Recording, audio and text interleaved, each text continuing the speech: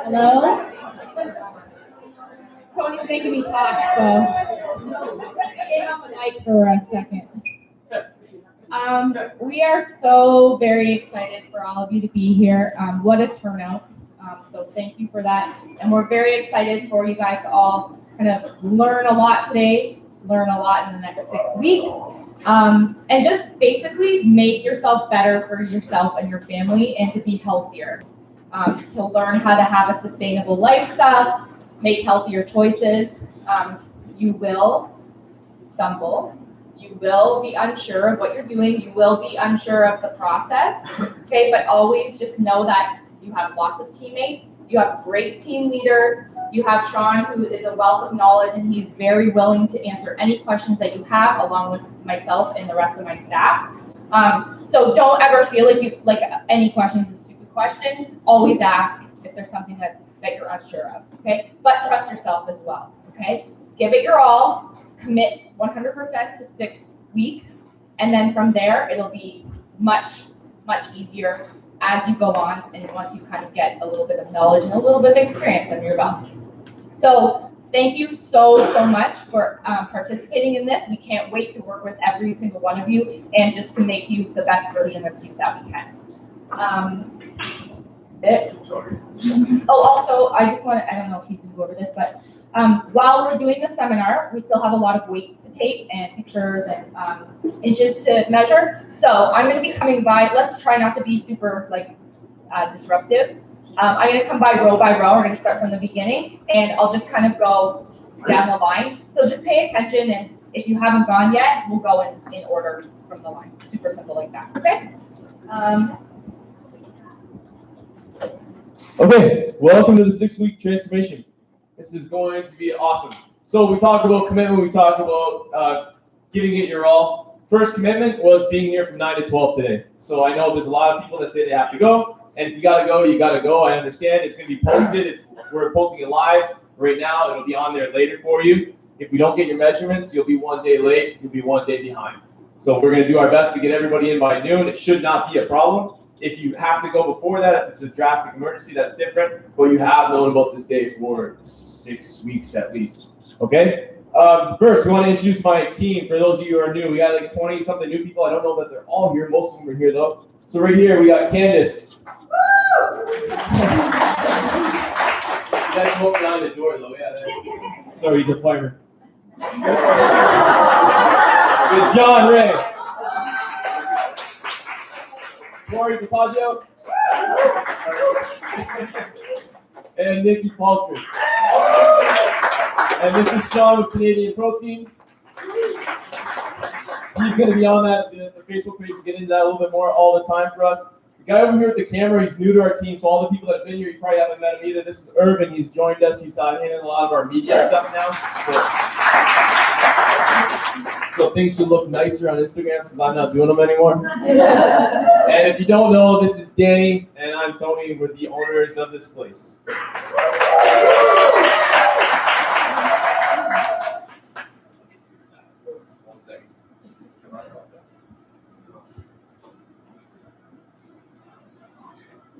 When you give a presentation with your own laptop, you're always paranoid of what might happen. First step.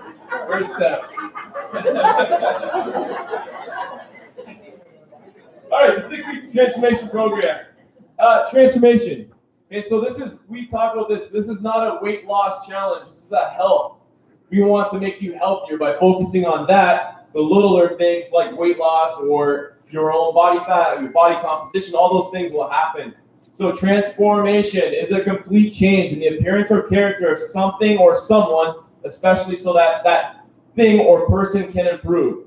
And that is why everybody is here. So you're going to hear us talk a lot. Sean is going to talk about nutrition and fitness, and I'm going to speak a lot in our groups, not much today, about some of the other pillars in life that will help you to excel and help you to actually succeed here. But this is, for us, it's not 6 weeks. It's about giving you a bunch of tools to get you where you need to stay and continue to improve. So the mission for our team, our staff, is over the next 6 weeks to help you to establish good habits and systems that will help you to live healthier and happier. In doing so, we will change perspective, appearance, and your energy.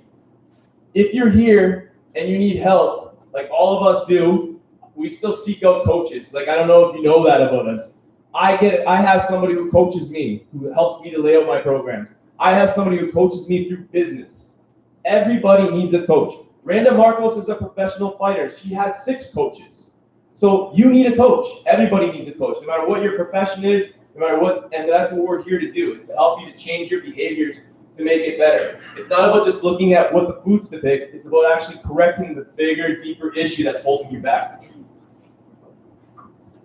So lasting behavior comes by doing the deep work to change your identity, not by focusing on your goals. So you can see that's obviously me, that shredded guy there on the right. But that's me on the left as well. That is when I was probably 34 years old, so maybe even 32. The difference there in fitness and my nutrition, minute. I trained every day, I ate healthy.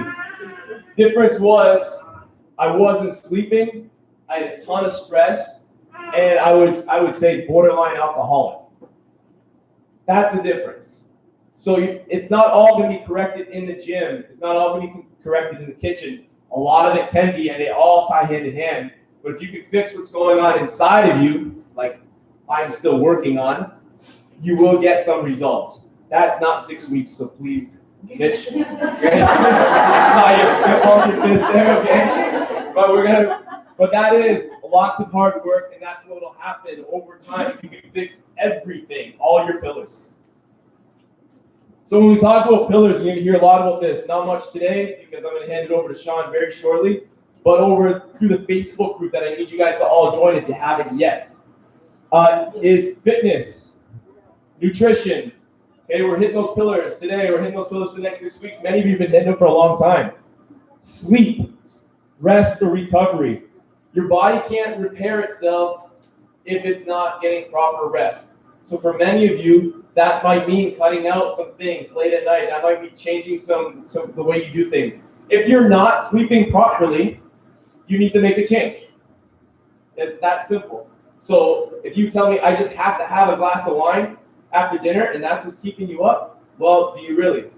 If you want to succeed and you want to continue to improve, you will find a way. So you will cut out that glass of wine, or you cut out the espresso, or maybe you won't take pre-workout at 7 o'clock at night. What's wrong? Okay? Stress. Stress is, believe it or not, a good thing. Without stress, we don't really get much out of life. It's how you're going to handle the situations that differs. So stress in a good way, stress in a bad way. So if you saw me in that picture before, the one on the left, stress. 2 things happen to a body during stress. Some people get fat, some people get skinny. I clearly get fat. Okay, so that is also a huge thing. If we can manage your stress, but to manage the stress, we got to find out where it's coming from and then try to control it. How do you control it? One great way is sleep more, eat healthier, and work out.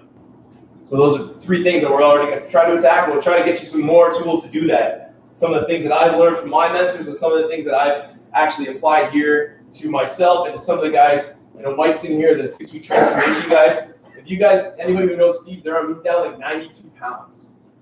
And one of the things we did with Steve that got him, he went 50 really hard on his own, just coming here and eating a little bit better. Then the last 40, we changed some things. We helped him handle the stress better. We helped him to sleep better. And one of the things we did with Steve, it was so simple. He said to me, I can't prepare my meals. I have to be at work at 6 in the morning.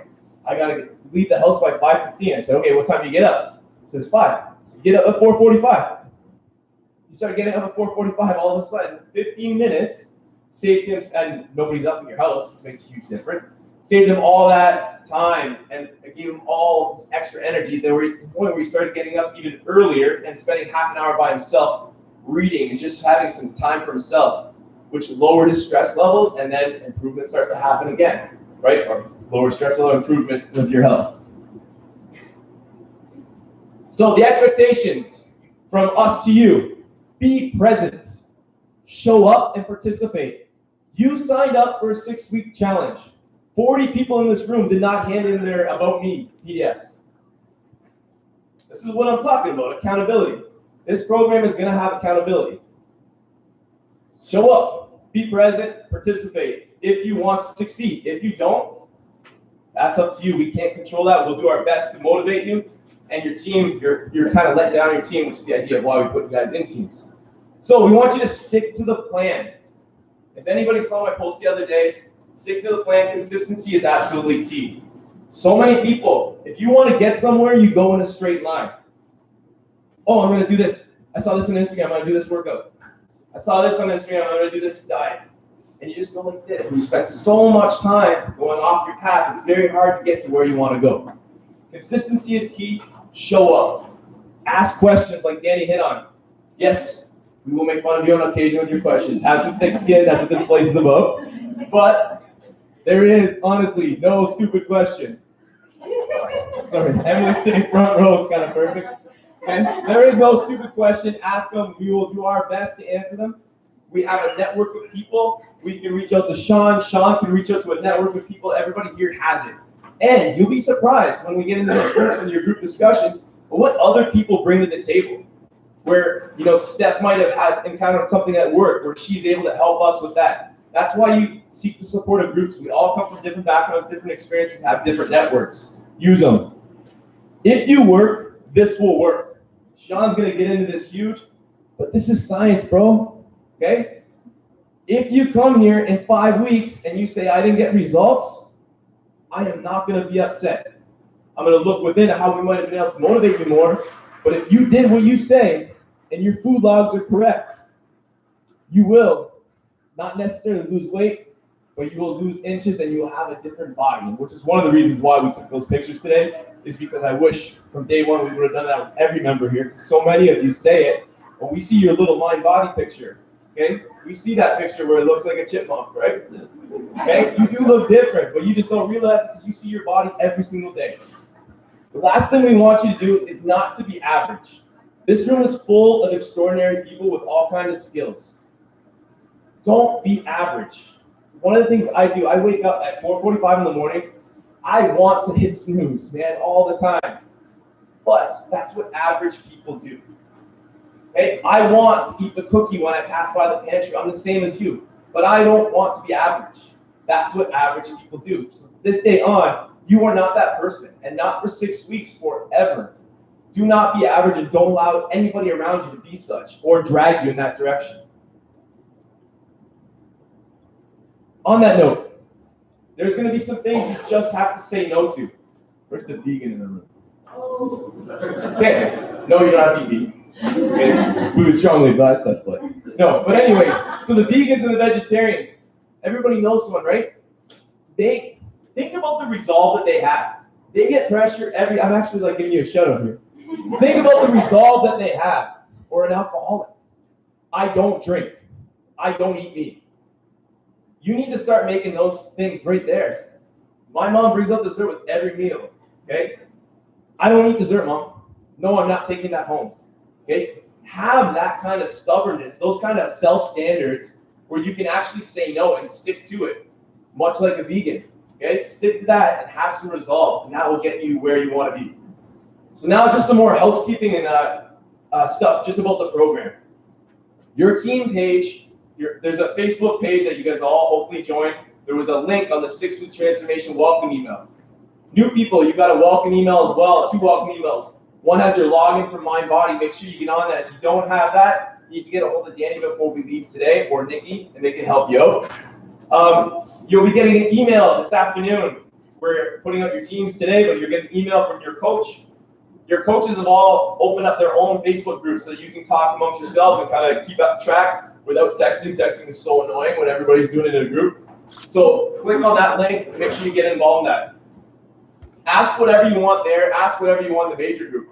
It's easier to talk in a small group of people. So if you do ask a question and your coach, say John, reads a comment that he thinks would be better suited for the whole group, all of us in this room, he will put it on there in his own name so that you kind of remain anonymous just for your own little team. So don't feel like you can't ask, you can't say, or there's something that stresses you out about it. We will find a way, and we've probably been there. The great thing about our team, Sean, he's working in Kingston right now. Okay, he's on the OPP True team. That means he's on call constantly. He works shift work. He works long hours. He has kids. Danny's a mother. She's worked long hours. She's had a husband who was never home and was drunk half the time he was. Okay, not anymore. Okay, she's been there. She's done that. If you can match my schedule that I worked within the last year, you'd be like a very, very tired person. I feel bad for you. But I can help you with what it's like to have 2 hours sleep, what it's like to meal prep when you have no idea when you're going to work next or how long you're going to be there. This team has done it all. John's worked, Corey's worked shifts, Nikki's a vegetarian. We can all help you get there, and that's one of the things. You want to get around people who have been there and done that rather than just listen to a guy with a microphone who learned this in school. None of us really have learned this in school. We learned this through trial and error and through educating ourselves, mostly self-educating. Okay, the grand prizes. The winner, you will get 1 year free at the garage gym and 1 week of meals from Ron Compression Time. We'll talk later about what he's here to offer. Second prize, Mackie has donated us a gift certificate to the town shop. Third prize, we'll get some garage gym swag of our choice. And the team, you will get a Bear Juice and Smoothie gift card and a bag of Canadian protein. Transformation factor. Sorry. So a lot of you want to know the formula, and that's it. Yes, is that scale 100% accurate with body fat percentages and all those things? No, it is not. But it's the same scale for every single person in this room, so it'll keep you on. The only other way to do it more accurately was if you wanted to be pinching your bodies, which nobody really likes to do, or to get you in a dunk tank. Had I known we'd have 90 people, maybe we could have done that, but we don't. So that's how it is. It's going to be 1 point for your loss in body weight, 1 point for loss in your waistline, 1 point for improvement in body fat percentage, not a gain, okay? A 1 point for lean muscle gain. So some people are here to gain muscle. Gaining muscle won't reflect on the scale, but it'll definitely change how you look. Nikki, who did the 6 week, Nikki and Kieran were our 6 week transformation guinea pigs. Nikki didn't lose any weight on the scale. She lost inches off her waist, and her body composition changed. Her lean muscle mass went up, which is a success. It's a success. The more muscle you carry on your body, the better your body will handle breaking down as it gets old. So also, there's going to be we're going to divide that by your starting weight. Getting somebody who's heavier, like me, compared to Nikki, that would even out that, balance that out for the numbers. For your teams, for one more thing, it's going to be, if you attend 24 plus sessions, check in. We're not checking you in. My instructors are like under the commands not to check one single person in here. If you cannot go on My Body and click a button, you're not committed enough to do this program. Okay, so click it, check in. That was just a lot of months of rage coming over there. That was for you, Nikki. That was for you. The only thing that can make Nikki Baldridge mad. Open gym sessions and double sessions. One, nobody's welcome to do a double session in a class. You're welcome to do open gym and a session later, but double sessions will not count. Neither will open sessions. Team scoring. It's going to be 1 point per check-in. Okay, there's going to be 1 point per food log handed in on time in a hard copy unless you make arrangements with your instructor, okay, your personal instructor. But don't be emailing them to me unless you're on my team and we've worked that out. There's going to be 1 point per member for completing the weekly challenges, which you'll get on the Facebook group every week. And your average team total transformation, so my score and everybody here's scores, average times 2 will go towards your team score at the end of this thing. Important dates. You guys have all these. I'm not going to go over them again. They're all in there. Reminder, though, that the final weigh-in is mandatory. You cannot weigh in after or you're disqualified. You can arrange to weigh in before if you need to. but that's getting you a little bit of a disadvantage. Keep that in mind. Oh, not so late.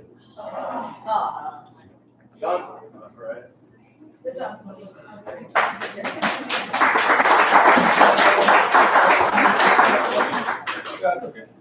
Okay, I just need a minute to set up here. Just give me about 2 minutes to go have a leg stretch. Okay, 20 jumping jacks right now. Start right now. If you got to use the washrooms, use the 2 outside ones. We're going to keep going with the scale on this one since it takes forever. Sorry about that. Come on. I would have known we had 90 people, I would have got 2 scales. And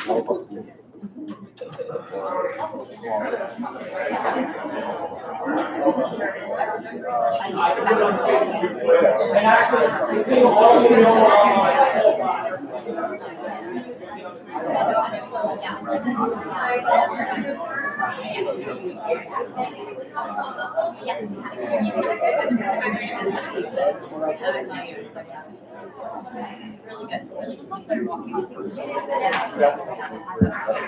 So questions we had there, we're going to get the PowerPoint up on the Facebook group at some point. And the halfway point weigh-in, we realize it's not halfway, but it's available gym time, and that will be a quarter of the way weigh-in, if you want to call it that, but it'll be a 2/3 or a third of the way there. Here we go, first one.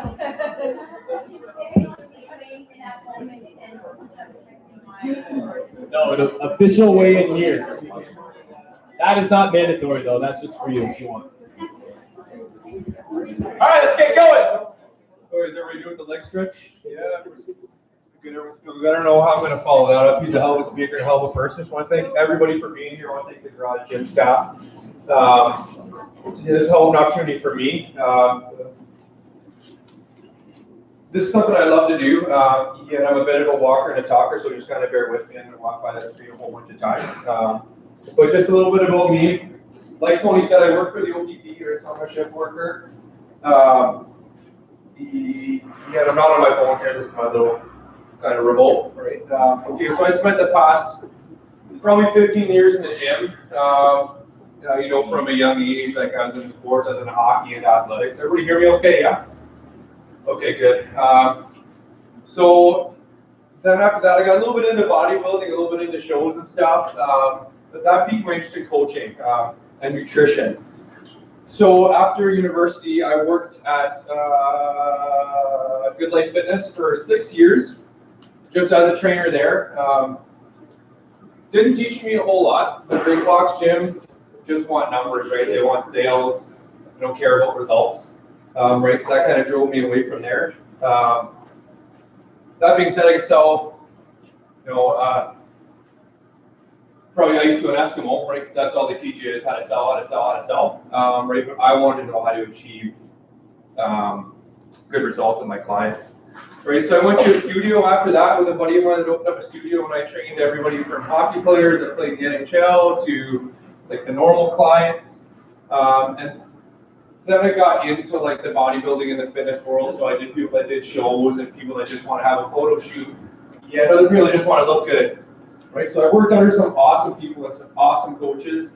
You know, I don't think you're going to know any of them, but that's not really important. Like the certification stuff I've done in the courses I've taken, the seminars I've attended, like there could be a list a mile long. People don't care about it, right? They care about, you know, the service you can bring them and the results you can bring. Because it's about the application of knowledge, right? Like I said to Tony earlier, I could give a hammer to a carpenter and I can give a hammer to me, and I bet you the carpenter is going to use it a lot better. And there's another analogy of like the chiropractic industry, right? I've been to chiropractors that are good and others that are bad, but they're all chiropractors, right? It's the application of knowledge that makes you good, right? The way you apply the things you learn.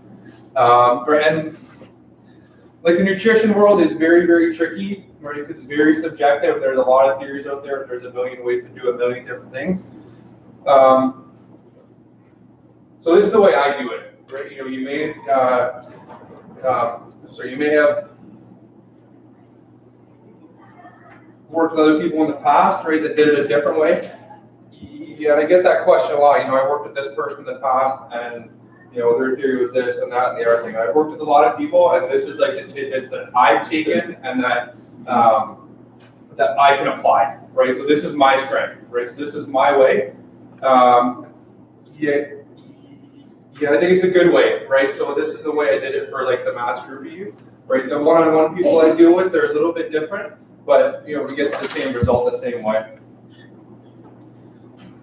Okay, so this is a client of mine. He's actually an owner of a business, actually multiple businesses. He's a busy guy, works about 18 hours a day. He has a couple kids that are young. Super demanding life, right? So that's a lot of things I hear. I have this to do, I have that to do, I have this to do, I have that to do. When this guy came to me, he wanted to do a photo shoot, right? So he's like, I want to show people that I can do this. I want to show people that I have what it takes to practice what I preach. He owns a supplement company, right? So he's the owner of the Canadian Protein. Okay, so he came to me and said, you know what, they're talking about I'm not fit, I'm not this, I'm not that, I own a supplement company, I should be fit, right? So let's do something. So we took a 12-week plan, right? So this is Dan at the first week, and then into week 12, this is Dan.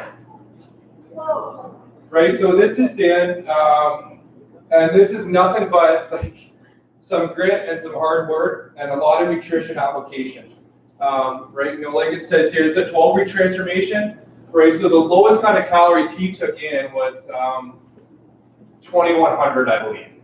Right, that's a lot of calories, right, for someone that's probably there around 6%, I would say, maybe even lower body fat. He never complained to me about being hungry or tired, right? So that's the thing I get a lot. You know, people are like, oh, my calories are low, I'm exhausted. Because they work with a trainer that hasn't eaten like 800 calories a day, and they're doing 8 workouts a day, and they're just exhausted, right? So you can't burn a fire without fuel, right? So you have to fuel the fire. So your calorie intake has to be kind of high to start out, and that's why a lot of you are probably looking at your calorie sheets going, man. Just like just a sidebar here. Is anybody offended by offensive language? Are there kids here? Right, good, because I slip sometimes. Well, that's the cop in me. Like it is what it is. There's a baby here somewhere. I hope they don't understand yet. But again, so like he never complained, right? He was not tired or hungry because the foods he was eating were they were nutrient dense, and he had enough kind of fuel in the fire to keep it going, but to keep losing weight. Right, so when Dan started, he was at about 3,500 calories or so.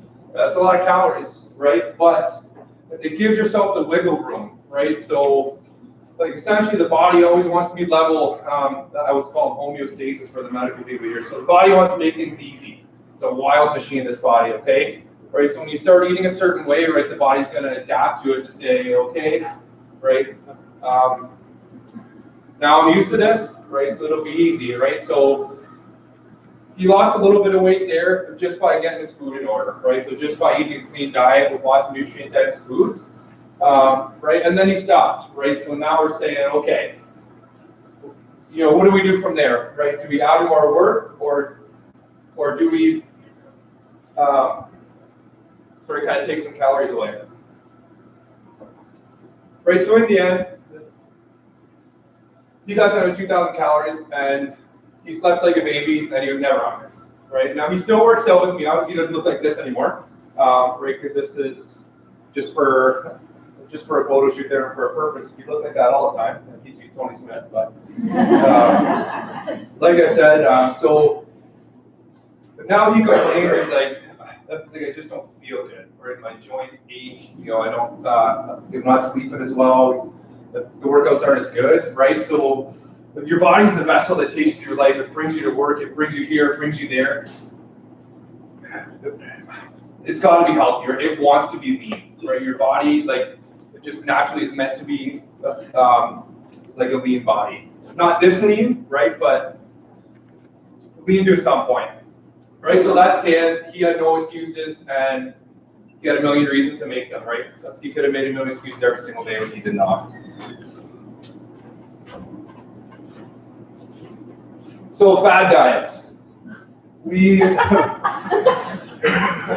in the age of, there's a lot of information out there. You know, you scroll through Instagram and Facebook, and you know, every other post, like if you're like me, like these apps kind of track what you like to look at, right? So I like to look at fitness and nutrition stuff. So pretty much every other one of the sponsored posts is a fad diet or a trainer selling something or this or that or the other thing. And it's wild. It's wild. Like the stuff I see out there now, it's just pretty outlandish, right? But this goes like to factor the yo-yo aspect of things, right? So good examples after the holidays, right? You know, everyone wants to crash diet, right? You know, because they just eat a million calories a day. I know I probably ate like maybe 40 cookies a day till it hurt, right? Like that's just what you do. You know, Tony talked about being average. I was average every single day. Every single day. Right, so now we need to get past that, right? And we need to work past that, and we need to learn how to take ourselves forward. So I built this program to crawl, walk, run. Okay, so what I built it is for, you know, like you've never done anything like this before, right? And you don't know anything about nutrition. You know, it's not always true. There's, yeah, I'm sure at least a little bit of people in this room who know something. Or I've worked with a coach or have some experience, right? But it's crawl, walk, run for me, right? So the first thing we do is just kind of get your numbers in order and we clean up your diet, right? So we don't have this, right? So you lose a bunch of weight and then after the 6 weeks, you just mail it in, say, fuck it, off to Walmart and eat your bag of cookies, right? That's it, right? Because you haven't eaten a bag of cookies for 6 weeks and you love cookies like me.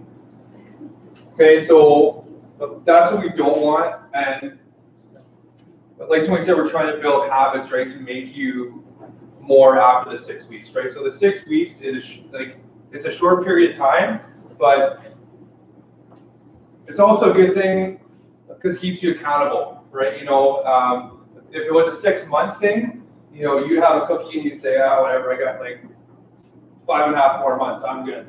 Or then you'd have a pop, or you know, you go out 100 beers with your buddies. And then you'd be like, oh, it's okay, I got another 5 months, right? We don't have that here, right? It's a 6 week period, right? And it all counts. Every single day counts. Every single meal counts. Every single workout counts. Yeah, all right, so how many people have done this before? Have did a weight loss thing after the holidays? Hands, yeah. Yeah, first honest hand goes up, then everyone else follows it. Yeah. First honest, first, okay. Did it work? Anybody lose weight after the holidays?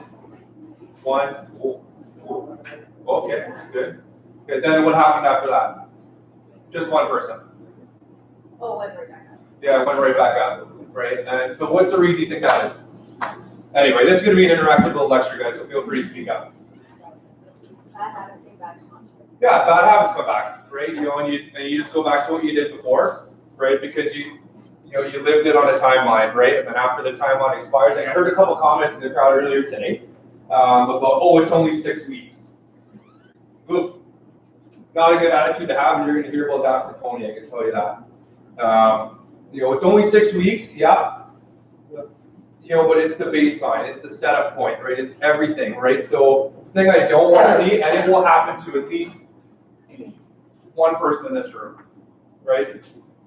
Is the day after the 6 weeks, you're just gonna mail it in. That'll be it, right? So don't let that person be you, okay? Right? It's the start of something bigger, right? It's a transformation. It's a package we provide here, right? But you have to treat it as more than that, right? So you don't have to fall off, and you don't keep the cycle going of every New Year's, right? You get something in your email inbox and go, oh, that's it this year. I'm gonna try this gym or that gym. Right? Like it's got to be something you love to do, and the staff here is awesome, and they're really, really going to help you. So talking about the pitfalls, the first one here is a big one, right? So you don't allow enough time for the program to work, right? So you go through Facebook and you see some ripped guy, right? You buy the 8 weeks to lean, where you're eating a kale salad every day for 8 weeks, and then that's it. And then you see another one a week later, you're like, oh, that one looks better. I'm going to try that one. And then your buddy at the office says, oh, I'm doing this, and he looks great, so you hop on that one. And then it's just an endless cycle, right? You never know where it ends. Programming is done, well, provided it's good programming. Every detail counts, and you have to give it time. You have to give it time. Right? There's nothing that's going to help you in a week or a week and a half. You just have to give it time. Right, so the second one is lack of effort. It's a huge one, right? You just didn't work hard enough, right? And there's a lot of people that can look at themselves in the mirror and say, you know what, I worked hard, right? But I can promise you that if I took you through a session, a real session, you'd find out what hard work is. Yeah, so the limiting factor there is the mind, right? It's going to stop you, right? You know, so if you can be comfortable or you can improve, right? Like, that's it, right? So the mind wants to stop you where you feel uncomfortable because you don't want to go there. Right? Like, you know what, I'm done, that's it. You know, you're doing your 5th rep and you're like, I'm done, right? That's where your mind is. Your body can do a lot more than that. You have to get outside that comfort zone.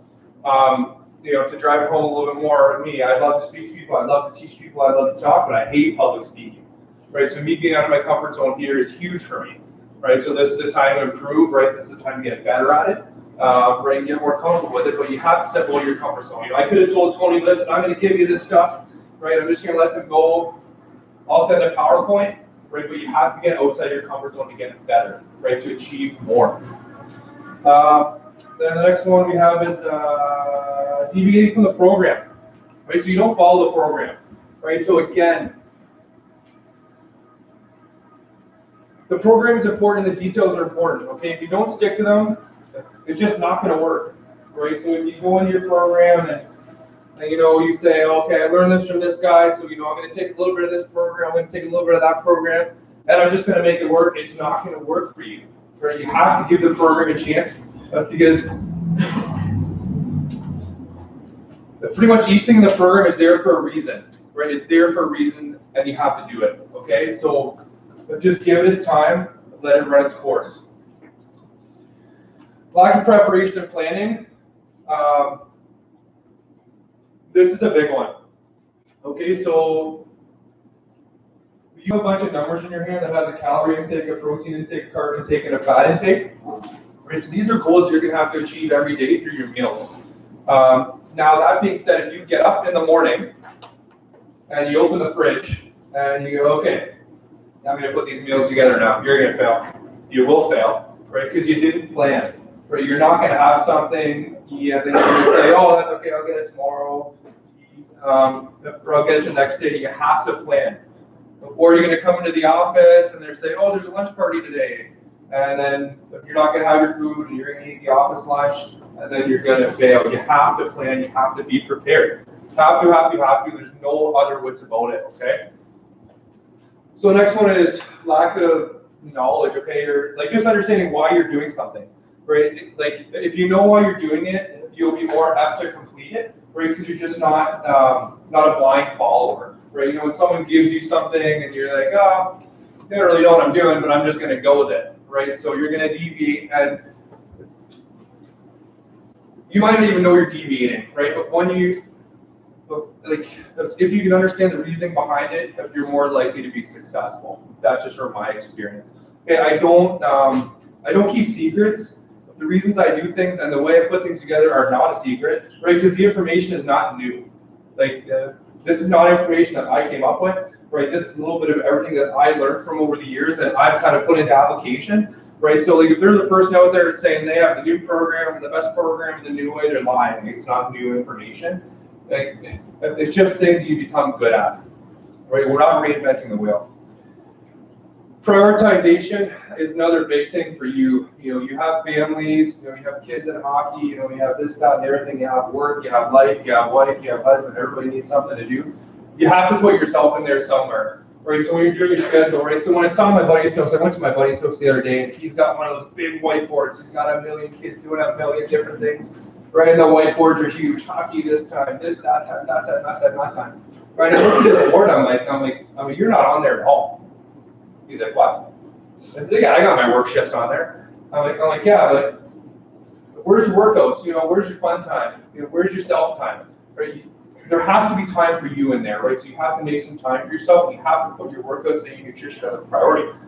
That just has to happen, or else it's going to fall by the wayside, right? You know, you're going to get into hockey, and you're going to get to this, that, and the other thing, and then you're just going to miss stuff, right? So you really have to prioritize yourself. Any questions so far? This is an open forum. feel free to put your hands up, right? Because if you wait, you might forget. So just get the question out there. Other people might have the same question. Okay, what's going to be expected from you? So we kind of touched on this in his lecture there, Tony, but we're going to talk about hard work. And when I mean hard work, I mean hard work. Like,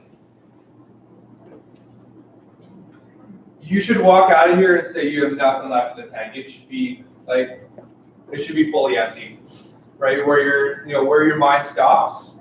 Like, you're going to have to get past that, right? And you're going to have a team of coaches with you, and you're going to have other people pushing you. Right, so that's an ideal situation, right? Because there's a lot of people that can't go to the gym on their own and get that extra rep out or extra 5 reps, right? Because they think the bar is going to fall and they're going to die, right? You don't have the support there with it. But here you have that, right? So there's no excuse to push yourself kind of past your limits, right? Because that's where the progress lies. Dedication. There's a lot of things on this board that you can't teach, right? Either you have them or you don't. Like they're intangibles, right? Like to teach you to be dedicated to something. Like you have to be dedicated to it and you have to like it, right? So that's the first thing, is being enjoyable, right? If you get up in the morning, you look at your schedule and says I have to come to the garage gym and you hate Tony and you hate his workouts, you're going to be like, I'm not going to go to that place again, right? You're not going to succeed, right? Because that's not going to happen. He's a great person. This is a great place. But like, I'm trying to paint a picture that you will hate Tony at some point. You will hate him at some point. Okay? But so you have to you have to love the process, right? It's going to be difficult and it's going to suck, but you have to love it. Right? Because if you don't love it, you won't be dedicated to it, you're not going to succeed. Right now, the dedication also comes to the fact of the planning, the scheduling, but we'll get to all that. Persistence. To keep going when it gets hard, right? So, when the workout gets hard or when life gets hard, right? When you're you got a long day at work, or you got a guy you hate at work or something, he's giving you a hard time or whatever, and you just want to bail it in for the day, like you can't, right? You have to know you have to keep going. Resilience. So there's going to be time in the 6-week period when you're going to have a setback, right? Like I hope you don't, but the reality is you will, and you have to plan for that, right? So if you have a setback, it's not the end of the world, but you have to address it, right? You can't try to hide it, right? So if you have a mistake, or if you have a if you have pretty much anything that goes wrong, you have to address it with a coach or with me, right? And we can help you get through it, okay? Because if you don't address it and you try to hide it, right, it could end up an issue, right? And you don't want that. Focus. You have to have a laser focus, okay, right? So, coming in the gym, when you're doing a workout, when you're doing a set, when you're doing an exercise, that's where your mind has to be, right? When you're in the gym, your mind can't be on work or on home. It's got to be here, and you got to be present, right? Like Tony said, if you just can't show up, right? It's not enough. You have to be focused and you have to be here. Tony talked about accountability. It's huge, huge, huge, huge, right? You have to be able to look in the mirror and say, you did everything you could, right, to be successful. Right? And in the in the unit that I work in, pretty much after every call, we get together as a team, right? And you're accountable for your actions, right? So if you made a mistake, it's time to own up to it, right? So if you're making a mistake, that's okay. You just have to own up to it, and we'll fix it. And the same thing on our end, right? If there is a mistake made on our end, we'll own up to it as well. But you have to own up to your mistakes to grow and get better. right? You can't come to Tony at the end of this thing and say, oh, I didn't lose any weight, and then bring a food journal that's looks like Christmas dinner every night, and then you have us say, okay, it's our fault, right? So there's got to be a little bit of accountability on each end. Okay, so this is the commitment. Okay, this is on your handouts, right? Yeah, everybody has a handout there. So this is what you're gonna do for your week or day. Get your pens out if you like, or it's on your handout, up to you. 4 sessions. Yes. Yeah. This is a minimum, sorry, for the gym sessions. 4 sessions weekly here at the garage. That's a must. Must, must, must, must. You have to plan it and you have to get here. 1 formal cardio session of a half an hour. Right, so that could be anything, right? You know, if you want to walk your dog for a half hour, if you got a bike at home, if you got a rower at home, you know, if you have a gym membership and you like the step mill, you can do the step mill. If you like to run, you can run. Right, it just has to be a half an hour of a cardio session. Right, if you play hockey, it can be hockey. Sure, go ahead. So that's separate from Separate. what we're, so Yes. it's not a gym workout? No, yeah, Is that daily or weekly? weekly. Weekly. 1 per week. So it's the 4 training sessions. Yes. So 4 training sessions per week. 1. So 1 cardio session per week. Okay, that's on your paper as well on the back. 10,000 steps a day. Okay, is everybody? Yeah, what? We do 6 sessions a week. Well, yeah, if you're doing that many sessions, I guess you wouldn't have to do it. But like, so cardiovascular health, like I just like it, right? Like, you know, like just to keep your training kind of rounded out. You'll do a little bit of that when you're here too. But you know, that's something like if you're here every day, then I guess you can omit that if you like. But you know, what's that? If you come here 6 days a week, yeah, no, you don't have to come here 6 days. you don't have to do anything extra. No. But we still recommend that on Sundays you do go for a long walk, right? We still recommend that you do either a light jog or a bike on Sundays. So you can definitely, if you're coming here, most of you don't get here 6 times a week, right? And that's not like me making fun or ripping on anything. Marcelo, you're that example. You are here 6 days a week, but most of you cannot. So if you cannot get here 6 days a week, make sure that you're getting that 1 extra session in. So otherwise, I mean, he's going to get into this. You're eating more than you're working, right? Yeah. That's like I said. This is a minimum. Maybe the training session, the 4. The 4 training sessions a week. But I wouldn't recommend be any more than probably 6. Right? You need a day of rest. So because if you don't rest, you don't recover, and you don't recover, you're not going to see results anyway, right? So you can get into overtraining too, but that's a bit of a fallacy, and that's a whole other discussion. 10,000 steps a day, okay? Does everybody have a pedometer or a step counter? Do you have one on your phone? Do you have one on your Apple Watch, or you know, like things you have? Who doesn't have a step counter? Hands up. Hands up, yeah. Yeah, ask your kids. It's on your phone. Yeah. They'll be able to find it for you. Okay. All right. So this is a daily step count. Okay. So there's a bunch of ways, right, to make this easier on yourself. You can avoid elevators. You know, you can avoid escalators. You know, that drive you take up to the corner store, you can walk it, right? But if at the end of the day you're only at 8,000, you're bringing the dog out for a walk, right? It's a minimum. But this is a minimum, and it's a must, okay? Now, on all your sheets, you'll see your macro targets, right? So our macronutrients, proteins, carbohydrates, and fats, right? So they're on all your sheets. Right, so you got to hit those every day. Okay, so that's a daily count. Sorry, what's 1 by 50 count again? So yeah, plus or minus like the total calorie number, yeah, plus or minus 50, right? But if you stick to the macro counts, then you'll hit the calorie numbers and you'll be fine. Okay.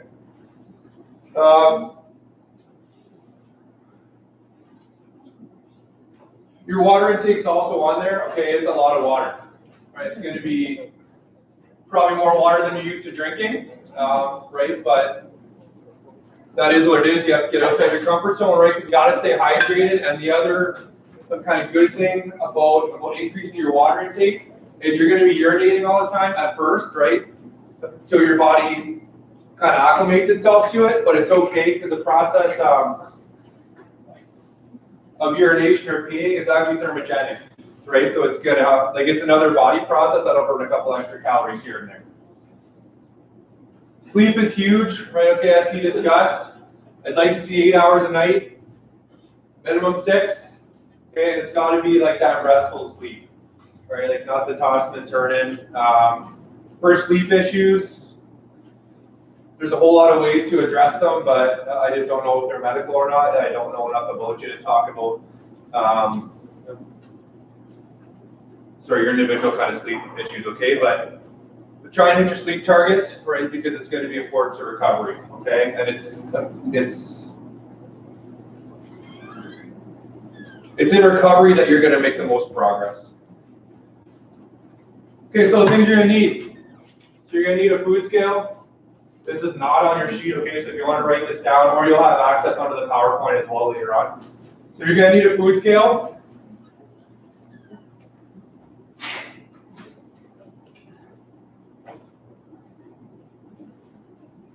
You're going to need a bathroom scale, okay? One that's don't buy the $20 one. Like get a good bathroom scale that'll give you an accurate reading. And we'll talk about the scale after. So you're going to need a food journal or a tracking app, right? Who has MyFitnessPal? Everybody have MyFitnessPal? Yeah, it's a great app, and it makes your makes your tracking life a little bit easier. Or there's a calorie King app there where you can just kind of input the food if you want to manually journal. It's up to you, right? Whatever you find easier. Yeah, and then you're going to need a step counter, okay? Again, it's on your phone or your watch, or you could buy the ones at Walmart that you put on your waist. Up to you. Whatever you like to use. Okay, so inside your package, everybody want to have a look at their package?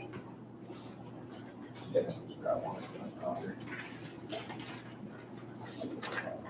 Okay, so yeah, I have one here. It's a person that's not here, right? So it's already ambassador. Yeah, I'm just gonna bring one up here.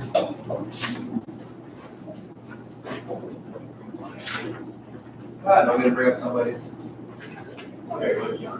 John Chagaskis. That's me. There he is. Okay, so this is your food. So this is what we know about John here. Okay, it's not a very clear picture, but you can see it there. Okay, so at the top you have your height and weight, right? Then you have your BMR. Then after that, you have your BMR with the TDEE factor, which we'll go over.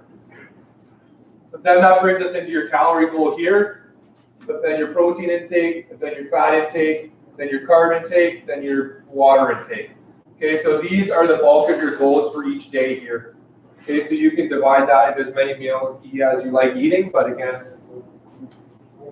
we'll go into that now.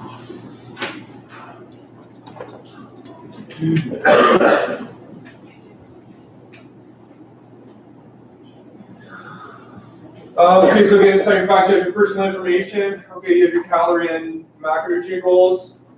Okay, does everybody have the food list, or did you see the food list on the Facebook group? Has everybody seen it? Okay, the food list on the Facebook group. That'll give you a lot of ideas, okay, for proteins and fats and carbs. The list is not exhaustive, right? So if you have like a different vegetable or a different fruit that you enjoy eating, that's fine. You just have to plug it into your macro goals for the day.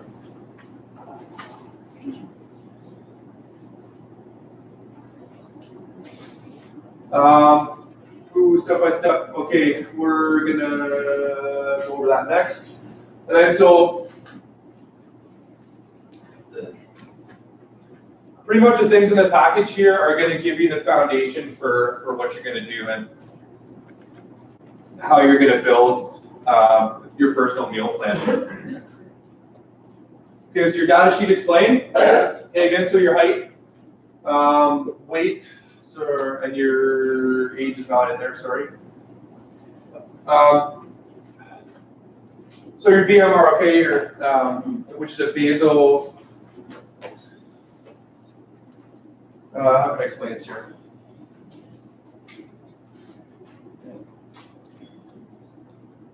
Basal metabolic rate. Okay, so this is the amount of calories that you would burn if you sat on the couch all day. Right, so if you did nothing, right, so this is what your body burns. Right, this is, this formula is from numbers that I got from your height, your weight, your age, and your sex. Okay, there's another way I can do this as well, but it's a little more personal, and it would just take a lot more time. Okay, so this is the easier way, like, to get you going. Okay, so the TDE, total daily energy expenditure value. Okay, so this is what we add on to your BMR, right? That's kind of based on your energy expenditure in the daytime, right? So the amount of calories you burn just from walking and moving, then exercise. Okay, so it's from a factor of at the lowest point it's a 1 factor, right? So that would mean you don't move at all. At the highest point it's a 2 factor, right? So 1.1, 1.2, 1.3, 1.4, 1.5, right? So it's based on your energy level, right? Or sorry, your energy expenditure. So like the average person, right, that has a good workout schedule is about a 1.5. Okay, that's what we would add on to that BMR. Okay, and then so from there we add the two together, right? And that's your daily value of the calories you burn, right? So in order to get into weight loss, we need to be in a deficit, right? So I have to get you eating less than that amount of calories, right? Which I did at about probably a 10% factor-ish. But it's rounded down for everybody a little bit too, to give you that, at least a little bit of kind of wiggle room there. Especially calorie goal after deficit. Go ahead. So is that the BMR plus TDE, is that assuming that with our workouts? We're gonna get to that, yeah. Okay. Right. So that's why it's so important, right? That number, so that number is based on the commitments, right? You guys remember the commitments, the 4 workouts a week, 10,000 steps a day, all that. That's what that number like is based on, right? So if you miss workouts or you miss this or that or the other thing, like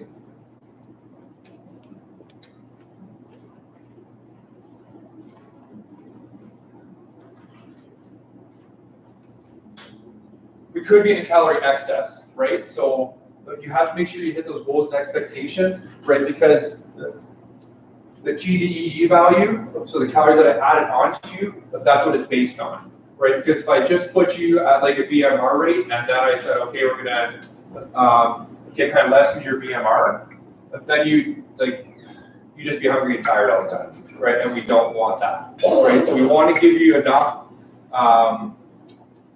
fuel in the fire, right? So this is essentially the number I got from your workout expectations, right? So this is what I'm seeing. Okay, this person is like pretty active, right? So I think for everybody, I used about a 1.4, right? Which is like the normal person, but then like I gave a little bit of a buffer there, right? But you need to hit your workouts or else you're going to be in a calorie excess, and you're not going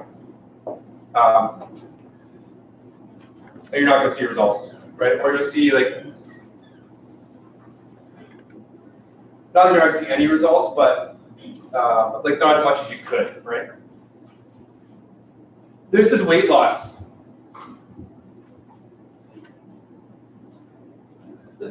Now he said it was science, and it is science. It's like it is. It's that simple.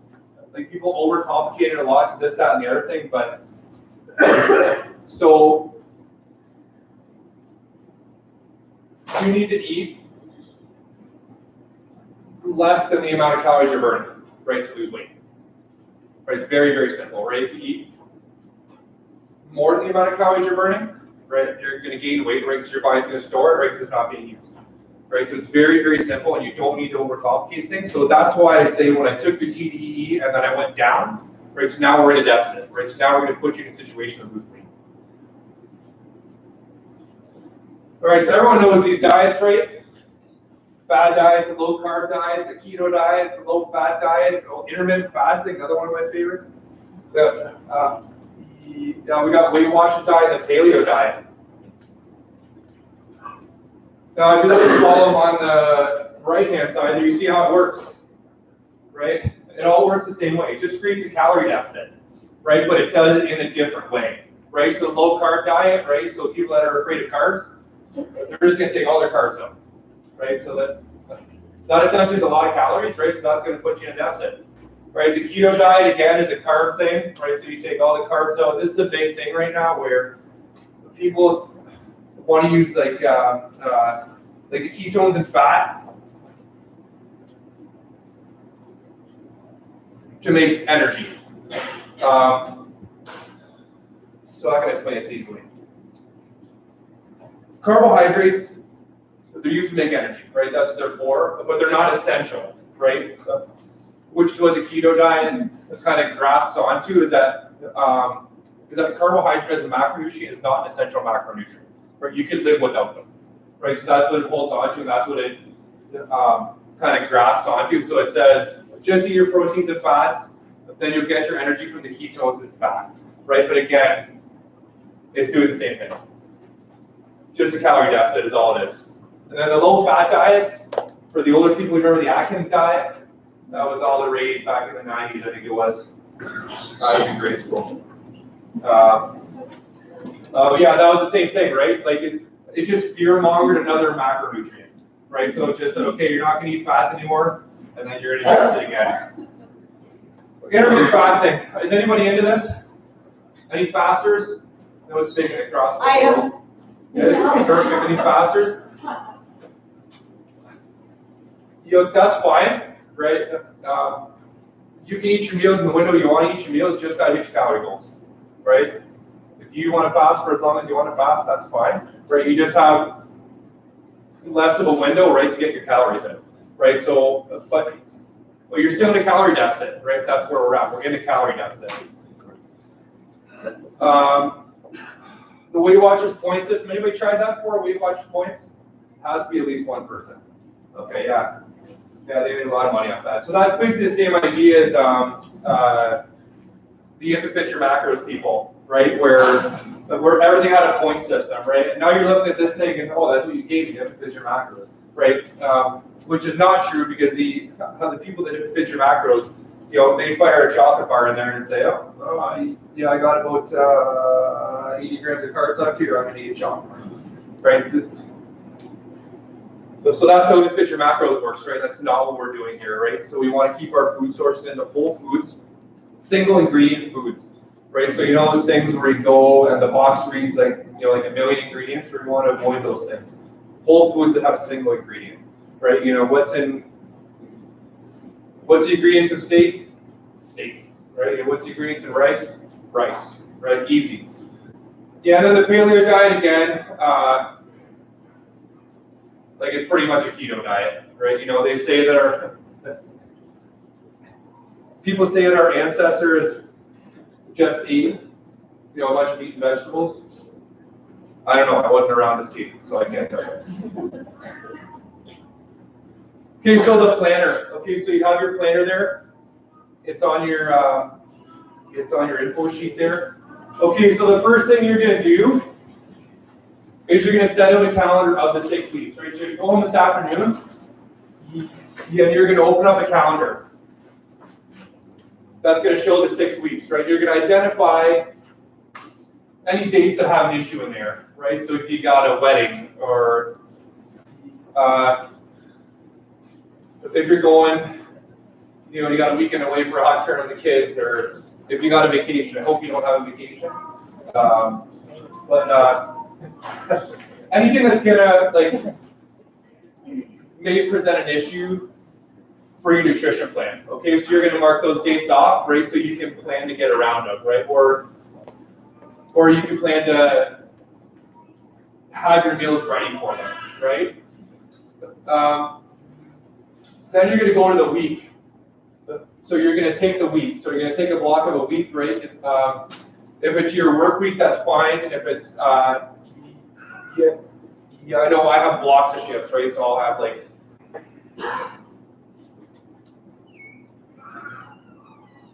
4 or 5 shifts at a time and a bunch of days off, right? But if you're a Monday to Friday person, that's fine. Just look at your work week or your work block, and then you're gonna pick a shopping day and a meal prep day. Okay, that could be a couple times a week if you want. I like the Sunday and Wednesday, right? But that's me. Pick a couple days for that, right? So the shopping day, right? You're gonna take your food list, right? You're gonna make your grocery list, and then from there, you're gonna go to your meal prepping day. Okay, so when you're prepping meals, right? So you have to figure out one, what's the amount of meals that I want to eat a day, right? So for me, I'm a hungry guy. I like to eat a lot, 6 to 7 times a day, right? There's other people that like to eat, like breakfast, lunch, and dinner, right? Like there's no research that says there's more efficacy in the grazing method, right, where you have a whole bunch of meals, or you just eat your 3 meals. There's just no research to support that it's better than the other, right? So pick what you can stick to, right? If you like the 3 meals, okay, you like the 3 meals, right? So, or if you like 4 meals, okay, that's 4 meals, right? But you're just gonna have to break down your macros into those, into the set amount of meals.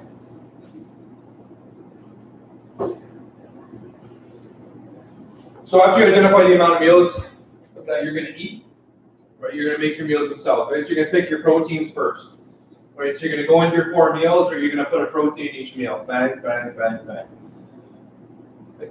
And then after that, you're gonna pick your fats. You're gonna put your fats in each meal. And after that, you're gonna pick your carbs, or you're gonna put your carbs in each meal.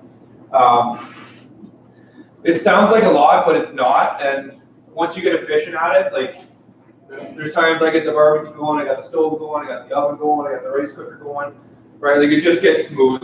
I can make probably a week of meals in about an hour and a half, right? So, like really doesn't take a lot of time, and it looks daunting. Everyone's like, oh, I don't have time for this, but you do have the time, right? Because you're going to make the time for it, right? And you have to make the time for it. Okay, so after you build your meals, this is just a tip when you're building your meals. For your carbohydrates, they're a source of energy, so you want to eat them at the times where you're going to put energy out, right? So the first meal in the morning is a tip on your tip sheet. If you're going into work and your first meal of the day is breakfast and you're not exercising, just keep it to proteins and fats. That comes from a coach of mine from a long time ago, Charles Poliquin. It's called the Meat and Nuts Breakfast, and it's the most, like, kind of popular thing he's ever written, right? And I love it. So it's based on the fact that it sets the brain up for the day, essentially, right? Because it's gonna trigger the release of some chemicals in the brain. It's just gonna make you more focused and kind of during the day. I can do like a whole lecture on that itself. But so your first meal of the day, just keep the proteins and fats, preferably a meat and a nut, right? And you're gonna look at me and going, so what? I have to eat a fucking chicken breast for breakfast? Yum, right? If that's what you like to eat. It's going to be strange at first, but you'll get used to it. And if you don't like it, well, then you don't have to use it. It's just a tip for success, right? Not a rule. And then if you know your workout's at 4 o'clock, right, you're going to put a little bit of carbs in that meal about an hour before, right? Give yourself some energy for the workout. And then you're going to put some carbs after your workout, right, to kind of replenish the glycogen stores that you just worked out, right? So just be mindful of the areas that you're putting your carbs in. Just because, like, they could force a crash, right? So a lot of people, like, has anybody ever had a breakfast and then at lunch been like, man, I'm exhausted? Anybody ever have that? Anybody ever had that? It's very, very common. right? Or if they ever have a Christmas dinner and then say, oh man, I'm exhausted, right? Everyone's like, oh, it's the chemical in the turkey. That's tryptophan, well done. It's not the tryptophan. It's the mashed potatoes and the cheesecake and the pumpkin pie and the stuffing, right? Because when you eat a carb, it breaks down into sugar, right? And then so it's going to make your blood sugar go way up, right? And then your body's going to release a little bit of insulin. It's going to take it places. Yeah, and then your blood sugar will drop way down, right? So it's going to trigger a crash, right? So that's why people that have some sleep issues that I tend to work with, I put the carbohydrates at night, right? Because when you take in a carbohydrate, it's going to release, well, one, some serotonin, which is the happy hormone. So that's why we like them so much, right? You know, because we eat them, then we get this kind of rush of serotonin, and we're happy, and we feel good, and they taste great, right? So we want those kind of in a place of where we're going to use them, right? So if you're looking for a crash, right, the crash you want on the way to bed, right? So a lot of people, they put just a little bit of carbohydrates in the meal on the way to bed. Like it's really helped people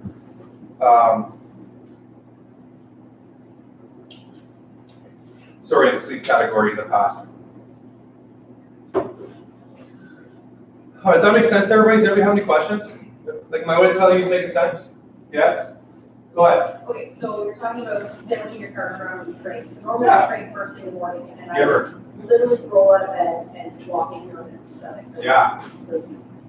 Should I get up earlier just before I go train? Have that carb before I train at 6 a.m. or you know what? Can I? Like it's going to be a trial and error for you, right? So you want to feel the best at your training session, right? So for some athletes I work with, it's like wheat and fat where they work best, and then there's other ones where they have a little bit of carbs first as well, and it just kind of puts some extra energy in there, okay, right? So this is something you're gonna have to experiment with, right? But for me personally, with a pre-workout meal, I like a little bit of carbs. That being said, if it's on the way into the gym, you wanted something to be a little bit lighter, right? So maybe like a shake with some berries or like a bar of some sort, right? But something light, right? You don't want to eat a heavy meal on the way to the gym because you just feel that. At all. Typically, I prefer not to eat. Okay. I'm going to eat to my detriment. Should I be eating before I train? Because I would rather come down to the diet. If that's what makes you feel good and you train the best, just do what makes you feel good, right? Like, is it ideal to be sleeping for 8 hours and have like a fully empty stomach and then do a workout on it? No, it's not ideal, right? But if that's what makes you feel good, then do it. Like it's not rocket science. Like if I told you to eat something, because like the nutrition thing is very subjective, right? And there's a lot of it depends, right? And I can't really say to everybody, this is going to work for you, right? Because everyone's an individual, right? So if you like to train on an empty stomach, it's not ideal, but if it feels good, just do it, okay? Right? If you train better, give a couple days a try where you have a little shake or a bar, right? And then just see what feels better, right? Like it's not, like you don't have to overcomplicate it. Just about, yeah, it's perfect. Like, it's like on my way here, I had a couple of chicken breasts and a handful of cashews, right? Like it's just, like something I've been doing for a long time, but you just have to get used to it. So the next 6 weeks, logging your stuff, reading journals, I know that I can eat like literally 9 eggs, some greens, and come in and train real hard. I also know that I can't train after a midnight shift and do strength work whether I eat or not. If I have a shake on my way into the gym, I'm going to throw up. So you need to, this is the thing, so if you've never tried adding a meal before, get up an hour early, try having it. Maybe you'll have the best workout of your life. Maybe you won't. But if you're jotting these things down in a daily, like a journal, I don't want you guys to do journals for the rest of your life. I don't want you to count your things for the rest of your life. It becomes almost like neurotic. But when you have a specific goal, you need to do it. So write it down. See what makes you feel good. See what makes you feel shitty. I mean, Amy's a perfect example. She said she was having some problems directly related to this certain food. Well, then that food should never come back in your diet. Danny, I can eat beans. She might argue, but she cannot at all. So like, you the more that you get to know yourself, the more that you write down in the next 6 weeks, you might find out that a typical breakfast for people is eggs. My mom, you guys have seen her how she lost a lot and then all of a sudden she drops the time. She found out that eggs just, even though that's we all see it as healthy food, does not sit with her properly. She cut out eggs, she cut out a few other healthy foods that we all would see as healthy, that he's gonna tell you are healthy, that I would say are healthy, that just don't sit right with you. So figure out what those are and ask them. Maybe slowly bring them back in. Maybe it's just you're bringing it too much. But if it doesn't sit right with you, ask it. So you need to try some things out. Part of the reason you're here is he keeps saying get out of your comfort zone. So if every day you wake up, jump out of bed, show up here at 3 minutes after 6, then try something different. Because I can tell you that waking up half an hour before your workout or an hour before your workout will give you a better workout. Okay, so figure that out. Get out of your comfort zone. Don't do what you're doing all the time. Right? What does they say? Like that's the sure way to craziness is by doing something the same all the time and expecting different results, something like that on a quote. Insanity. Okay, insanity, craziness. You can't say that crazy words. But yeah, marriage. Do that. Yeah. Okay, guys. Anyway, so just a few tips here. Right, so you can start your day with a liter of water. Right, so get up a little bit earlier. Right, and as you're doing stuff in the morning, just kind of sip on a liter of water. It's going to knock a liter out of your daily intake, and you've been sleeping for 8 hours. You're a little dehydrated, right? It's the first thing you want to get at, right? So get your liter bottle of water and just kind of have it in the fridge ready, and then just start drinking it prior to your first meal. Second one, again, we went over the protein and fat breakfast already. Everybody has a water intake on their form. So you have to hit that water intake goal. Okay, you can include the coffee, tea, and the shakes into your water intake. Right, but for coffee and tea drinkers, I'd like you to take the sugar out and the cream and the milk. Right, but if you don't want to do that, you're going to have to add that stuff into your daily macronutrient intake, right? Because they're foods and they have calories. Right, so if you're a one milk drinker or if you're a double drinker, I challenge you to just stop drinking coffee for 6 weeks because that's going to take you a while, right? You're not going to go from a double to a black overnight, right? So, yeah, go ahead. Even if it's just a little bit of milk in your coffee, then? Yeah. Yeah,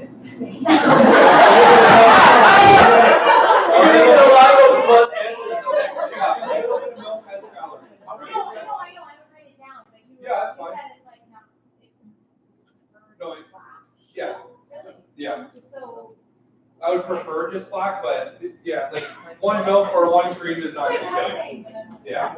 One milk or one cream is not going to kill you. You just have to factor that into your daily intake. Right, so for the cream drinker, that's a fat, right? So you're going to have to put that into your fat intake. Right, for the milk drinker, there's a little bit of sugar in milk. You add a little bit of fat too, but so just monitor. If you're a one coffee a day drinker, right, it's not going to break the bank, but for me, I'm maybe a 5 cup a day drinker, right? So if you added up all the sugars over the course of the day, it would add up to a lot of calories. Okay, so you just got to be mindful of the little things, right? The little details are going to make you successful. Okay? Yeah, go ahead. What's that? Definitely. So, but there's people in here that have 5 liter intake, right? And for a lot of people, that's a lot of water. I'm about an 8 liter a day guy, right? But that's what I've come to, right? I didn't get there, right? But that's what I come to, right? So about pretty much every waking hour. Not every waking hour, but every other waking hour of the day, I drink a liter of water. Right now, I don't drink it just a glass here or glass there. I'll drink a liter at a time, right? And that's just me. That's the way I like to do it. I'm a thirsty guy, so you're gonna have to get something that works for you, right? If it's kind of before a meal or if it's after a meal. You just have to find out what works for you, right? I can't tell you what's going to work for you. You're going to figure it out on your own. What's that?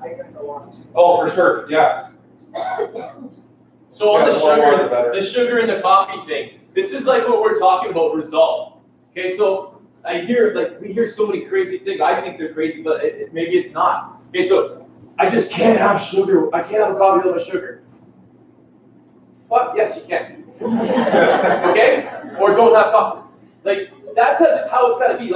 Seriously, take your problem and put that in perspective to a real problem. I can't go to bed without having this. I can't just not have chocolate. You can. Okay? Maybe you can't solve world peace. Okay? Put it in perspective. Because the things you say are ridiculous. And as soon as you hear somebody else say it, like I'm in a position to do all the time now, I start realizing, oh my God. I used to say, like, I can't do this. Take the sugar out of your coffee for 6 weeks and have a coffee with the sugar. You'll never have it again because it tastes disgusting. Okay? It's that simple. So stop saying you can't and start saying you can, or you won't. Be the vegan. Okay? Without being a vegan. Without being okay? Take the good quality of it. Okay? Get it around your head. Change your mindset. Oh, well, he's a hard act to follow. I got thing going here. I got the phone book. She's got the notebook. Anyway, so now where were we at? Okay. Eat your organic food, okay? Like just try and eat organic as much as possible. It's just better for you. Like there's a lot of chemicals and stuff out there. For your fruits and vegetables, if fruit has like a thick skin on it, right? You know, the pesticides aren't going to get in the skin, I would hope. So like you can save a couple bucks there, but eat as much organic as you can, especially when it comes to meat. Good quality meat.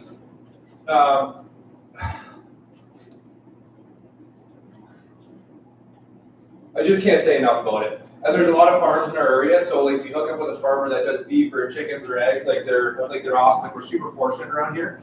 But if you're a grocery store shopper, like just try to shop organic. To the point you can, right? Like don't break the bank, it gets expensive, right? So eat what organic that you can, right? So your meats and fishes are very important to eat organic. And any fruit or vegetable that's grown in dirt, right? So try and eat those. As much organic as you can, right? Just to give you an example, like what can I use here? Where are the fish eaters out here? A lot of fish eaters who like salmon. Like salmon, yeah, it's good fish, eh? You ever seen a salmon farm? No.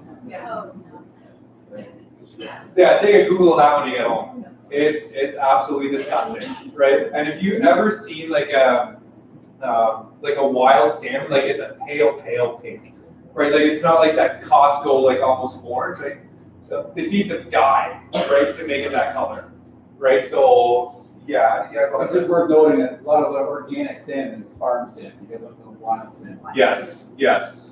All wild. It's gotta say wild caught. They do have wild salmon frozen, yeah. So if you're a Costco shopper, in the frozen section, they have a whole lot of wild caught fish, right? So fish, is very important because fish farms, tilapia, right?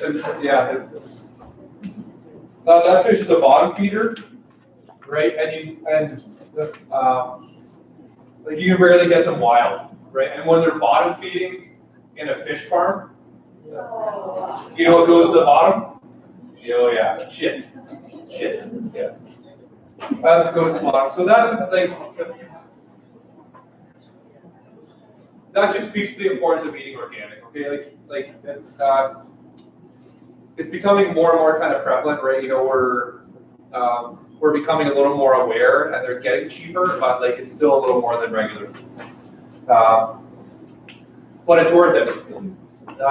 We went over structure your meals for energy intake. Okay, your liquid calories, right? So your shakes. Try to keep it to a meal a day, right? And the reason I say that is because it's not as satiating, right? So when you drink a shake, you can imagine your stomach, if it was like this right here, so your shake will sit here at the bottom of your stomach, right? Whereas if you ate a whole food meal, it would sit more up here, right? So you're gonna feel more full for more longer, right? Oh, that was bad grammar, but you'll feel full for longer, okay, right? So try to keep it to a meal a day. But that being said, if you're a shift worker or you don't have a lot of time to eat, right? You might have to do it. These are just the tips, right? They're not musts, right? But they're stuff that's gonna help you. Sean, there a time of, so if regard, I mean, yes, shift work and stuff, but is there a time of day that liquid meal is more appropriate?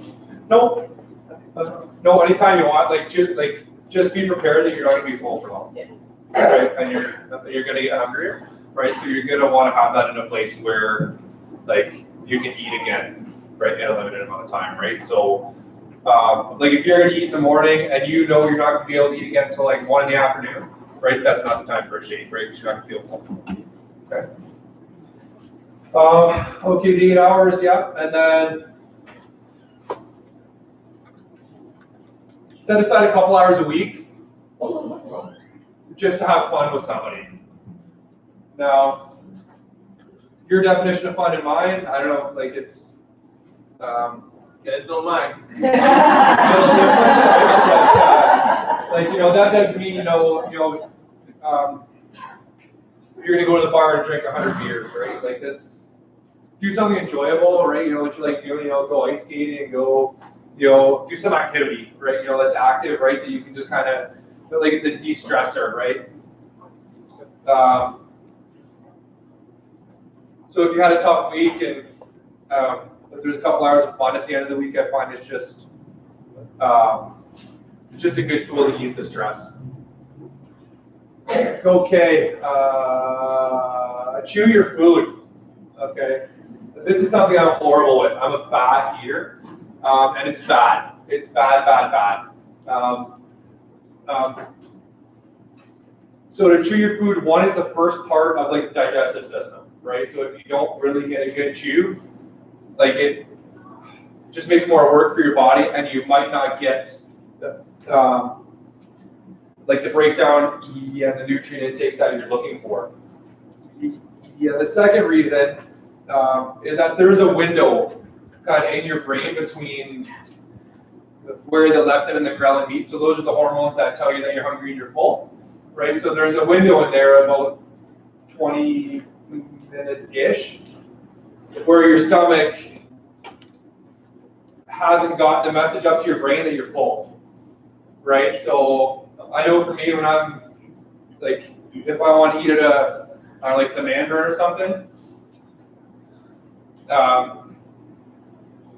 you got a 20-minute window to get, as many plates in you as you can, right? Before you know you're full, right? But that's the thing where you want to kind of take your time, chew your food, like 20 to 30 chews, for each bite, which is going to seem like a lot, right? But it's going to help you get the full feeling a little bit faster, right? If you want to bring your calorie intake a little bit more down. Okay, so our macronutrients, obviously, this is the most important, right? So protein comes from the Greek word, like first and most important, right? So it's very, very important, right? To eat your protein first, right? Because it's the most satiating, right? It's going to make you feel full, right? So if you crush like a lot of carbohydrates first, like you're just not going to feel full, right? Whereas if you eat your protein first, you'll feel a little more full. It's the most kind of satiating macronutrient, right? So fats are essential. They do a whole lot in the body when it comes to biological functions and a bunch of your hormones, and I won't get really into depth on that. But they're very important. We want to avoid trans fats. Obviously, I think they're banned in Canada now, so you don't have to worry about them. But yeah, you want to stick to your good fats, right? Like your coconut oils, your olive oils. It's a good olive oil. But again, all that's in the food list. Your nuts, everything like that. Then your carbohydrates. Here's the main role, is to they give you energy. They're not essential, but they are essential, like to perform at a high level. Like you just have to have them. Like it is what it is. Like I've yet to see, like a pro athlete that isn't having at least a little bit of carbohydrates. And you need them to some point, right, to perform well in the gym. Okay, so this is just a calendar here. So this is how you're going to set your 6 weeks up, right? So you're going to go home, you're going to look at your 6 week calendar, right? You're going to identify, okay, I got a wedding here, there's an office lunch here, Right, so you're gonna see your problem dates and you'll be able to plan around them. And then this is your week here and like a daily calendar. So like you can plug your times in here, right? So meal 1, work, meal 2, more work, right? You got another meal, then you got a workout, and then you have another meal, right? You put everything else you have to do in the day. But like just make sure you have your meals and your workouts in your schedule. Okay, so your progress tracking. Oh, sorry, go ahead. How about, I work shift work as well, and I always have a challenge with, basically my first night shift. Yeah. So I'll be up at 6 o'clock in the morning, Yeah. together, and then trying not to go over my calorie, like do I count from 6 a.m. when I'm up to midnight, and that's my say 50 calories, and then restart at midnight? No. Or now what do I do so that I'm not completely starving for 24 hours and I'm up at night? Okay, sorry, the question is here, like for the shift workers, okay, on your first night shift, right? If you're not a napper, what do you do from like midnight on, right? Essentially till the next morning.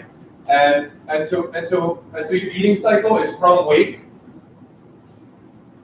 to sleep, right? So that's your daily eating cycle, right? So that's where your calories are going to come in, right? So if you're up at 6 a.m., right, and you're all done your meals by 8 p.m., you're done, right? You just got to fast it out the rest of the night, right? So that's something you're going to have to plan for, right? So if it's easier to fast a little bit more in the morning, then a little bit more at the end of the night, right? So maybe do your first meal like around 11 or 12, right? So you have a little more time to eat your meals, right? Or you can space them out a lot, right? It's really up to you. Then the same thing on the midnight shift, right? Like from sleep to wake, or from wake to sleep, right? So your body doesn't know what time it is, right? So when you wake up, your body's like, okay, right, this is where we start the day, let's eat.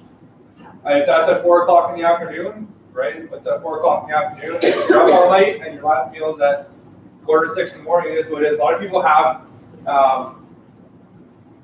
issue eating on midnights, right? They don't feel hungry.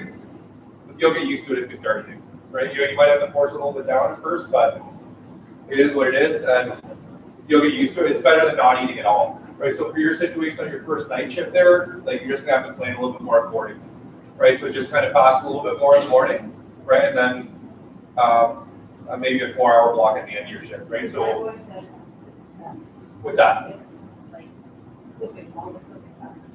No, like if you keep your calories in and out and you get your workouts in, you're sleeping. Like it is what it is, and you're gonna have to find a way around it. Like, do you nap in the middle of the day or anything like that on your first night shift or no? Okay, well then, yeah, if that's something you're used to, obviously your body's already into it, right? So I wouldn't see it as like a make or break. I don't know if you have anything on that, but yeah, how many shift workers in the room? So quite a few.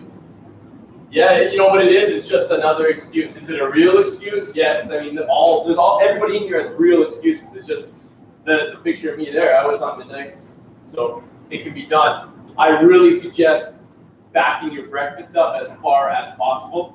And another thing I suggest that works really well for me is holding that last meal is probably going to be my liquid meal. So in the middle of the night when it's hard to eat, it's hard to get food down, especially like when you're on your 3rd or 4th or 5th or 6th midnight in a row. It's just doing that, adding that. And saving, one thing I like to do is to save like my protein is like later at night, because that's the one thing that if you're gonna go over, correct me if I'm wrong, that's where you want to go over. So if I'm really like to the point where you're dealing with the public, if I'm gonna rip somebody's head off because I'm not gonna eat, then a protein shake with just some water is the one spot where I'm gonna allow myself to go over. And it affect your success a little bit, but it's better than being charged. Right. So, trust me, been both sides of that coin. If you need an extra meal, like you were just gonna lose it if you didn't have one, you could just kind of alter the calories for the following day, right? So if you need an extra meal, I'm not gonna starve yet, right? But if you can fast a little more, that's fine. Or you can just add your extra meal and then just kind of eat a meal from your next day, right? And then you get back on track after the following day. Shift workers, just reach out to me on the Facebook group. Since there's such a small group of you and we got a lot of people covering, I'll help you with all that stuff. Something I'm decent at. Okay, so I think we're almost out here, guys. I apologize, I've been going for a long time. But for your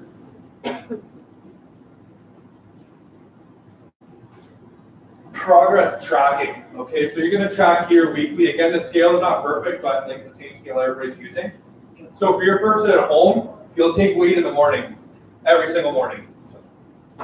Yeah, I saw a lot of ums and ahs there. Some of you cycles already do it. Or the time you wake up, right? So whatever time you're up in the morning,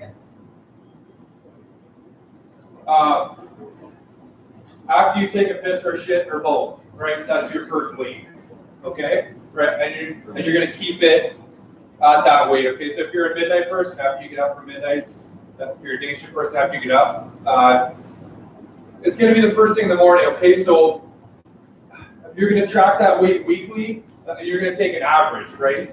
Because there's gonna be a couple days you're gonna be up, or down, or up, or down, or up, or the same, right? So you're gonna take a weekly average. And what this is gonna help you do,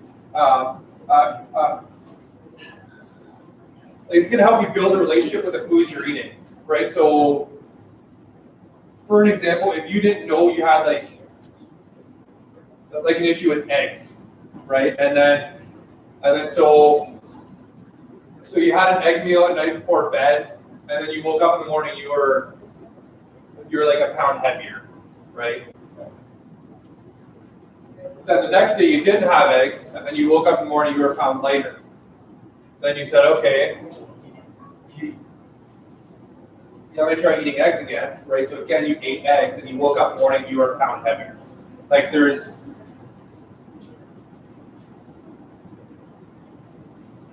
a likelihood that you have a sensitivity there, okay? So it's going to help you build your relationships, okay, like with the foods you're eating, right? So you have to track them and track your weight in the morning and try and identify any issues that you may not know you have. Right, but like if you're tracking weight in the morning and you're good, you're the same or down, the same or down, the same or down, that's fine, right? The body can fluctuate anywhere, like what's it, 5 to 8 pounds a day, right? You know, depending what time you take weight in the day, right? So, but like if you took weight on a weekly basis and you took it on a Sunday, every Sunday, and you had your eggs that Saturday night, every Saturday night, right? Like you'd never get a true weight, right? Like it would never be like an honest weight, right? So it's better to take it in the morning, every morning, take a mean average of the week, right? And then that's your net weight loss, okay? And the other kind of staple of that is it's going to keep you more accountable, right? Because you know you have to step on it every single morning, right? You know, whether blah, blah, blah. But rather if it was only on a Sunday, you'd be like, oh, it's only Monday after the week to take care of this, I'll be fine, I'll get down. Right? Now you're going to step on it every single morning, so it's going to keep you accountable to yourself. Okay, so supplements, guys, you can get all your supplements here from Tony. They're all from Canadian Protein. It's a locally owned company. He's an awesome guy. He puts awesome stuff in his supplements. Again, they're supplemental, right? So, like, I'd rather you put more money into quality food, right? So, yeah, I would say the bulk of you will need a whey protein supplement.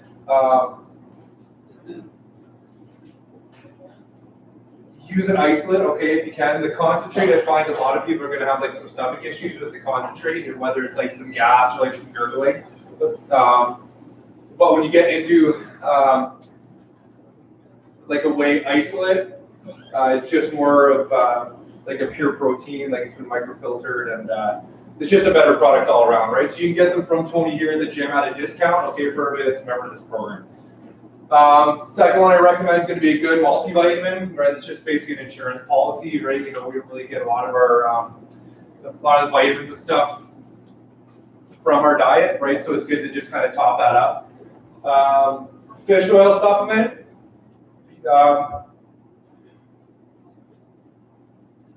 So we don't eat enough fish, okay, to get like enough of the fish oil. But it's going to help with weight loss. It's going to help with hormones. It's good fat, right? But you want it to come from like a smaller fish, like a sardine or a mackerel, right? So when you read your label, right? If on the label it says like like salmon, Tuna, right? The bigger fish are a lot higher in mercury, right? So you want to see like a smaller fish on the label. And then last one is D3. Okay, we don't live in a tropical part of the world, right? So we don't get as much as we need, right? So you always want to top that up. You'll find if you go to your doctor, ask to get your D3 tested, it will be low for sure, right? So you're going to top that up. Again, the smoothie bar here, they have all awesome products, and she made a shake for the challenge here, and she'll have all the macronutrients listed, so you won't have to worry about it. Okay, what kind of results, right, people expect to hear? It's all about your effort and execution, right? You're the purveyor of your results. You have the tools here to do something awesome, and it's going to be on you. The results are not going to be linear, right? Like you're not going to lose a pound a day, right? But you know, like if you use the tools you're given, you'll be successful, right? I can promise you that. Okay, so this is your chance, and you got to make it count, right? You know, like Tony said about excuses, right? You know, we got no time for excuses, right? And I'm definitely open to questions, but like if you can answer your own question, don't ask it.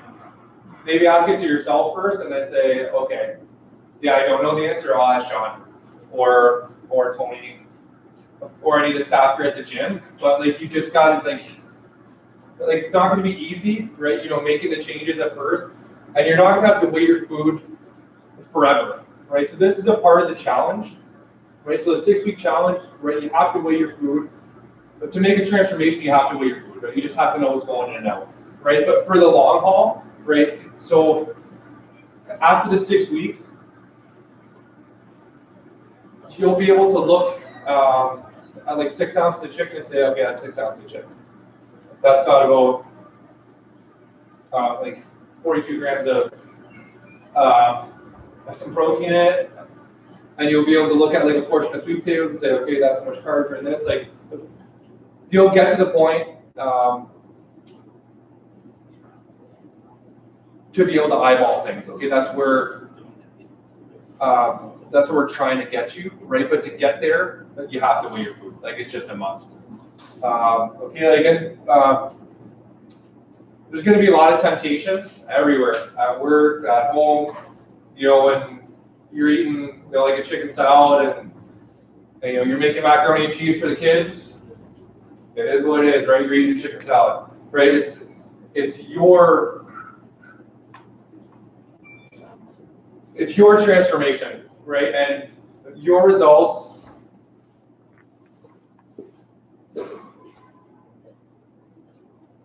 will be a reflection of your effort and execution. Okay, that's all it comes down to. Go ahead. That was one thing that I did see on the vegetables. There wasn't a lot of greens on this. Was that just you're just providing certain examples, or is there a reason for that? I don't know, the greens that I missed. I don't know. I didn't see I don't think I saw spinach or lettuce. Oh, that was on there. Okay, it was okay. Spinach was on there. Cottage cheese. Cottage cheese? Good. Yeah, I like it for sure. I hate cottage cheese. Okay. I didn't either. Yeah, sorry, I was kind of skewed in my food. Yeah. But yeah, anything like if it's good, like if you like it, eat it, right? That's why I don't go into like a personal like kind of meal by meal plan without like a one-on-one consultation with you, right? Because I could have handed out like you know, like you a meal by meal plan, and then you know from you you'd say, oh, I don't like this, and you say I don't like this, right? That's why we're kind of trying to teach you like the foundations, right, of meal prepping and meal planning. Yeah, go ahead in the back. When you said that you're on the meal plan, does it have to be plain or flavor, does it matter? Like, so it's up to you. The fruity ones have a lot of sugar, right? Because it's basically just a bunch of jam at the bottom, right? So I like the plain one. Like the Greek yogurt and the Icelandic yogurt, the skyr, like it's good. So normally for me, I'll just put like a scoop of whey protein in the plain yogurt, right? And then like a nut butter of some sort, right? That makes it taste like a pudding almost. It's good, right? But like, yeah, if you want to eat the fruity ones, there's just a lot of sugar in them, right? So you're gonna have to account for that. So would I recommend it? Not really. But is it the end of the world? No, not the end of the world. But if you make 5, 6, 7 decisions like that over the course of the day, than it is the end of, not the world, but it's gonna directly reflect your results. We wanna keep the sugar down as much as we can, right? So where you can cut it out, whey protein. Everybody realize that when you buy whey, so outside of getting like, if you look on the back and it's got a lot of like things on it, it's not good for you, right? And understand that by buying like, some of those other flavors, you are going to be getting some sugar in there too, right? To make it taste like anything, they have to put stevia in. Sugar is sugar is sugar. So it sounds nicer, but it's still sugar. So make sure that you're making those correct decisions. I'd much rather put a scoop of protein with some stevia in it, because now I'm going to get 30 grams of protein out of that scoop, rather than just eat the yogurt with some jam in the bottom, where all I'm going to get is the sugar. Make sense? So those are kind of how you can weigh some decisions. Okay, guys, so I was like to end off with a quote here, and this is my idol, Arnold Schwarzenegger. So again, the mind is the limit, right? I told you this, all of this. You just have to envision it, and you have to believe in it, right? Because if you don't believe it can happen, then it's not going to happen, right? So it's all on you, right? We're here to give you the tools to be successful, right? But I can't eat the meals for you. I can't do the workouts for you, right? It's your effort and execution that's going to dictate what you get out of this, okay? Like I said, I can be reached through you guys, right? Oh, I got him on the Facebook. Oh, I don't think I'm on it yet. I think I got Facebook. Sorry, he's going to yell at me next. Yeah, so you can get me on the Facebook group or through the staff here. Like I said, I'm always open to questions through any means necessary. Does anybody else have any other kind of questions before I wrap up? Like pre-workout powder. No. Sorry, pre-workout powders, are they a meal? No, right? So if you look at like the nutrition information on the back, the pre-workout powders are like just a bunch of caffeine, right? So you can have a cup of coffee instead and get yourself higher quality meat. Yeah, right. So you gotta, if money's tight, you're gonna have to learn the important places to kind of allocate your funds, right? Right. Like pre-workout supplements, like they're good if you can afford them. Like that was the first thing I dropped. I don't use pre-workout supplement. I have a cup of coffee with a little bit of coconut oil in it, and that's it. Right. But like if you like the beta alanine and like the tingly face and all the other stuff that comes along with it, right? But it's just not for me. Right. Any other questions? Go ahead. Okay, so I have a question about, 4, 5, 6 days a week, cool. Usually I don't come in on the weekends. Yeah. I usually train Monday to Friday. Would it be better for me to come in on a Saturday and not have 2 days off in a row? Like, is there any methodology towards when we should be training and spacing out our rest days? Yeah, so for me personally, I like a day of rest, right? So 2, 1, 2, 1, 1.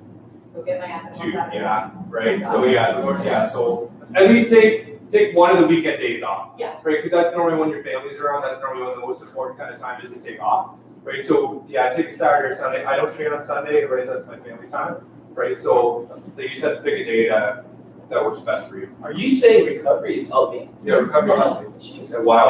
Amazing, isn't it? How many guys never come on recovery? I saw a lot of meat here yesterday on Saturday, right? Are you doing something to help your body? Are you doing something to help yourself the next day? So as far as the programming, come 6 days a week if you can. The programming is made, we've adjusted to make recovery more bearable for you guys. We're putting it inside of the workouts and nobody even knows. Okay? So show up. Sundays, we're closed. That is a great day to rest, a great day to do your activity, a great day to go. When he says rest, he doesn't mean sit on the couch all day, right? Go for a walk, be outside, do something, but very, very low impact. It's going to have no effect on you, but positives for the next day that you come in. So don't stress about, you guys stress about the food. You guys pay me to handle the workouts, and we'll do that here. Okay, but that being said, when we're on this, we need increased focus. That means when we say push press at a light weight, I shouldn't look over and watch your shoulder dying as you're trying to get it up. Equally, probably more often in this gym is at a challenging weight, okay? And then I know that I just watched you do 5 back squats, and it's an RPE, everybody knows that, or the new people don't, you will, okay? 3 reps in reserve, but on your last set you could have easily done 20, you haven't also met the requirements. Increased focus. We talked a lot about the testosterone camp that I did. That's all we did. We didn't change the workout schemes. We increased the focus of what they did in the workouts. And we need you to do that as well. So if every day you're grabbing the 15 pounds and doing goblet squats till the cows come over, your body has adjusted and all you're really doing is wearing up your knees. Okay, so make the most of it, have a lot of focus, and put it together. Weighing the food, it sucks ass. Weighing your food sucks ass. And despite what he says, I do not walk around, I do donut. I love donuts. Yeah, I do not walk around with the six-pack that was on there. That is the direct result of weighing food for a short amount of time because I knew that's the same weekend where I was shooting for Men's Health. That's different. You don't walk around looking like that. It's just not the way people live. And if you do, you're probably doing it in a very, very unhealthy way that's not really worth it. So you have a real specific target in mind, then you need to be real specific about your jobs. Weigh your food, measure your food every time. And if you want results, that's what we do every time. It doesn't matter for me or for anybody else in this room. You just have to measure. Yes, you'll start to get the eyeball effect, but that'll start to get lazy. And if you want to reel yourself back in, you start to weigh your food again. There's another question. Can you throw a few to it if you're not supposed to be? Like go for a jog and then come here? It's the amount that you're doing on the jog. Most of you who do the extra work, I shouldn't say most of you. Some of you need the extra work because of the energy that you're putting out. If you're truly, let me use you as an example, you're truly putting if anything, you're on the scale of the ones, I was actually talking directly to you, okay, about going a little bit too heavy sometimes on a day that's supposed to be light. And then you're going through a 10 kilometer, you're putting yourself in too much of a deficit. You put yourself in too much, this is a whole science thing, but you put yourself in too much of a deficit, your body's going to treat those calories differently and it's not going to expend them the same way. It's going to hold on to things to stay alive, right? Which is a little exaggeration, but yes. So myself, I really honestly train hard 3 times a week. The other couple of days that I come in here on those conditioning days or even on a lifting day, all I do is increase my focus, lower. You can train anything into recovery by lowering intensity or load or volume, right? So that's all I do. I lower the intensity a little bit and it seems to be working. So yes, don't overdo it, stick to the plan. If you're missing the gym and you know it's a conditioning day, that's a great day to go for a run. If you enjoy running because it clears your mind and reduces your stress, that's good, but it might not be the day to be chasing your 1 mile pace that you hold all the time. How do I lower that into recovery? I lower intensity, volume, or load, right? Does that make sense? The people who have been here, the new people, I know it's a lot to digest, and I can understand that, but we'll get you there.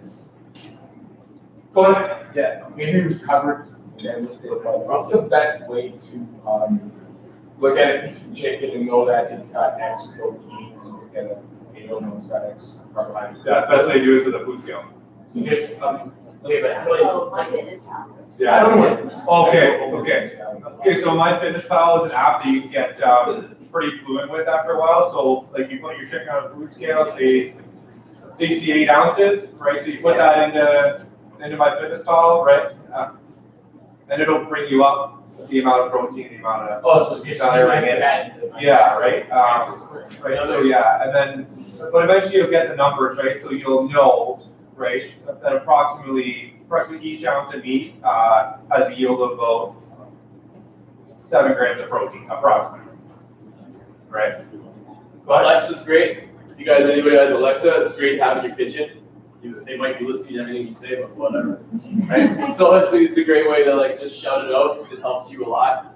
But yeah, 100% need a food scale to do this program, and you need your MyFitnessPal. MyFitnessPal is helping you to calculate, or the other ones, but your things need to be handed on that piece of paper. So however you do it, it comes on the piece of paper. We're not going to go into everybody's FitnessPal account. It would be incredibly hard for us. Yeah, just a side note, for people that have like I guess expendable income, there's a whole bunch of meal prep companies out there, right? You can go to the meal prep company, you can go out to Macro Foods, you can and you can say, oh, who's here? Ron, you can come on and talk about that in a minute, right? Okay, so yeah, you could bring him like your daily macronutrient and say, listen, I need like 4 meals to hit this, right? And then he'll make them for you. that you can order for the week. It's a little bit more expensive, but like for people that are like busy working day that have expendable income, I recommend it. Okay, go ahead. For me in particular, me laying in raw. Raw, always raw measure for meat. Are you get that? That's a big one. It's an important one. Good question. But or like, okay, so this is the thing. Okay, let's actually make it easier to round it down. And for your prep purposes, you can do cooked measure, right? Because if you get into weighing raw, like it's just gonna take a lot longer. So for the simplicity of it, for your prep, right? So you can cook a whole bunch of meat, then you can do the cooked measure way, right? So, but just make sure when you're doing, you're putting it in MyFitnessPal, like you're putting a cooked measure in, right? Not a raw measure, because it'll ask you for both, or it'll ask you to choose, right? So for simplicity of prep, use cooked measure for meat. Okay. Anybody else? Okay, I just want to thank everybody for being here today. There's a lot of weigh-ins left here, so if you have any other questions, I'm going to hang around for a while to answer as many questions as I can. So yeah, thank you very much, guys, and good luck. So, for the first week, maybe even 10 days, first week, maybe even 10 days, I have done countless food plans in the last 15 to 20 years. Every time I do one, in the first 10 days, I want to fire it out the window, and sometimes I have. It's going to suck. A couple doing it together, it will suck even more. Okay? It's going to suck. You're going to feel overwhelmed. You're going to be so clueless when you start to pile stuff into Tupperwares. Understand that is normal. It's not exclusive. It's not the one problem, which is why you always need some support to succeed. There'll be somebody who's struggling in the same way. And every trainer that's doing this has done the same thing and has been just as frustrated. You'll get there. Those of you who have the luxury like me, where you have some free time in your day, where you don't have to like meal prep every single container, I recommend not. It's very hard to keep it all in the fridge. It takes a lot longer. If you can cook a pile of chicken, a pile of this, a pile of that, and scoop your quantities daily, maybe a little bit easier. Some of you will find you have to do it ahead of time. I know Greg, Ron, I don't know if he's still here. He only pops in and out. There he is. Greg's going away for 4 days. So for Greg, it's probably worth the expense to talk to Ron, and I know he already has, and he's going to arrange his meals are just going to be there in a cooler, ready to go. Because he's going to be in a situation where he's not going to be able to cook, he's going to be very busy, but he's going to have them with you. That's identifying problem days, which is going to be it's going to be some of your homework. Sorry, man. Yeah, so that's going to be one of your, lay them out. Make sure that so everybody's awake now. Make sure you know what's going on. Pay attention to what you're doing. Plan ahead. Resilience is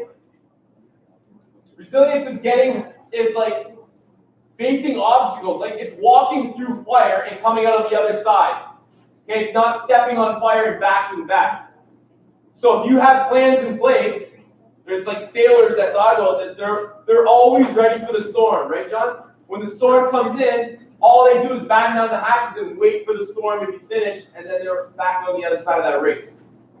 That's what you need to think of. Identify the days, plan ahead. Buy all your groceries as much as you can ahead, as much as possible, so that you're ready. The simpler you eat, the easier success will be. If you're going to lay out 2 days worth of meals, or with our help, lay out 2 days worth of meals, we'll send out an example sheet with Nikki and Kiwi, what they did, and you can eat those same 2 things and have no issue for 6 weeks, you will have great success. If you try to go salmon, steak, fish, chicken, man, you're going to, 1, waste a lot of food, okay, and 2, you're going to have a great deal of prep work. So the more prep, the more work, the less chance that you're going to stick with it. Sean? The NutriFarms frozen vegetables, should I stay away from that, or should I keep going with those? I don't know that it should be your only source of vegetables, but having frozen vegetables, a high quality frozen vegetable with NutriFarms is pretty high quality in your freezer is a staple at our house, and it's almost like supplements. We're not choosing to use them; we're using them when we need to. So I didn't get to the grocery because there will be external factors that the next 6 weeks you're going to have things that you cannot control. Your kid is going to get sick at school, and you're right middle meal prep. Well, maybe you have to change it up, but I can tell you that frying an egg takes way less time than going to a drive-thru. Okay, you can five at a time. Right? So there's a lot of things that you got through your head where you're trying to save time and you're really costing yourself time. He says an hour and 45 minutes. That's pretty standard, but you can probably divide that down if you really simplify things. But that hour that you do on Sunday is now going to make up for 35 minutes of prep work Monday, Tuesday, and Wednesday that you would do anyway to feed your family. And my kids don't eat that. Like, fuck, they don't. Okay? Because one of the things we do with perspective, it maybe sounds cruel. When we're worried, the kids, oh my God, like, my kid's too hot in my kid's room, it's too cold in my kid's room. Well, I can tell you, I've been places and I've seen kids endure way worse. So they will eat it. Okay, they will survive. They're tough kids.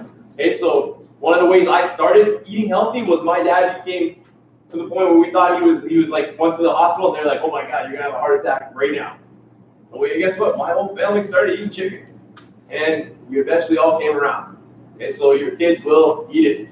Put it there, make it as plain as possible. Do what you got to do. A little organic, catch fly, saves a lot of argument. Any other big questions before we roll up the teams? No, there's no question. Hey, new guy, right? So, just curious, if you count like carbs and that, what about alcohol? Oh my God. Okay. Hey, finally somebody! I can smell the stale booze in the room. I was waiting for this question. I knew it was going to come. It's a 6-week period, man. Like, if you can't not have a beer for 6 weeks, like, you should probably seek other help in our. So the answer is yes, it counts, and it's just like that jam. It's like you're not getting anything for it. It counts, but you get nothing in return. Like I said, it's a challenge, right? It's a transformation challenge, right? You know, like you'll get back into life and you'll be able to get a little bit more kind of habitual with the way you're eating, right? Which is going to make room for those nights where you have a couple beers or like a burger, but you got to earn it, right? Because so, like if they come to me, till they're lean enough to earn that, like that pizza or that burger, they don't get it, right? So you have to earn these things. They're luxuries, right? You know, like that's all like. That's all there is to say about it, right? You got it, right? So for 6 weeks, just hold off, right? Then we'll address it after. You get back into normal life again. Like we all drink beer. I drink up like, but I've earned it. Right? I stay in shape. I eat well. So like just something you have to earn, right? And if you want to be lean, right, then you can't have it, right? If you don't want to be lean, then it's all you. I'm doing this with you guys for 6 weeks, and I want to quit. So you guys can do it. If I can do it, you can do it. I did 65 meals yesterday for Canada. All of them were weighed, every single piece of meat was 5 ounces or 4 ounces, and you got to pull 4 ounces, everything put in containers, everything in a bag, and that all kinds of things. So cereal 5 days a week. Honestly, you don't have not that long. Especially if you need to practice.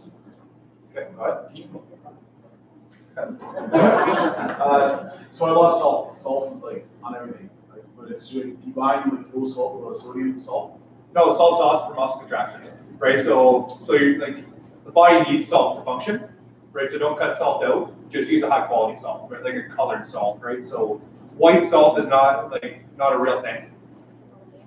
Yeah, salt comes in colors, right? So I use like a what's it called?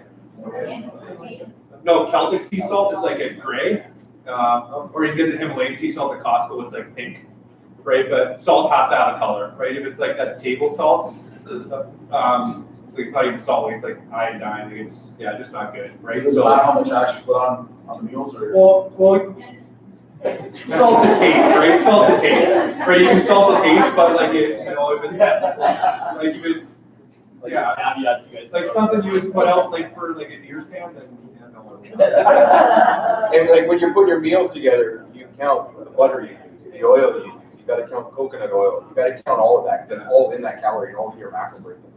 Now your food can have flavor, right? So like your like the top 2 sauces I like for transformation wise, it's gonna be hot sauce, right? So like the Frank's Red Hot, like it's no calories in it, 0, right? Then mustard. French's yellow mustard also doesn't have any calories. Right, we have to be careful with like barbecue sauce and stuff because there's a lot of sugar. Right, but ketchup has very little sugar in it. But again, like there's like an average of 4 grams, right? Of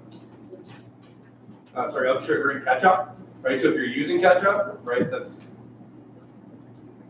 4 grams of carbohydrates, right? So guys, there's a lot of things like our age group or the young people mapping up, your parents' age group, that probably raised you to think are like salt. Salt is like a big, it's not unhealthy for you, it's actually necessary for you.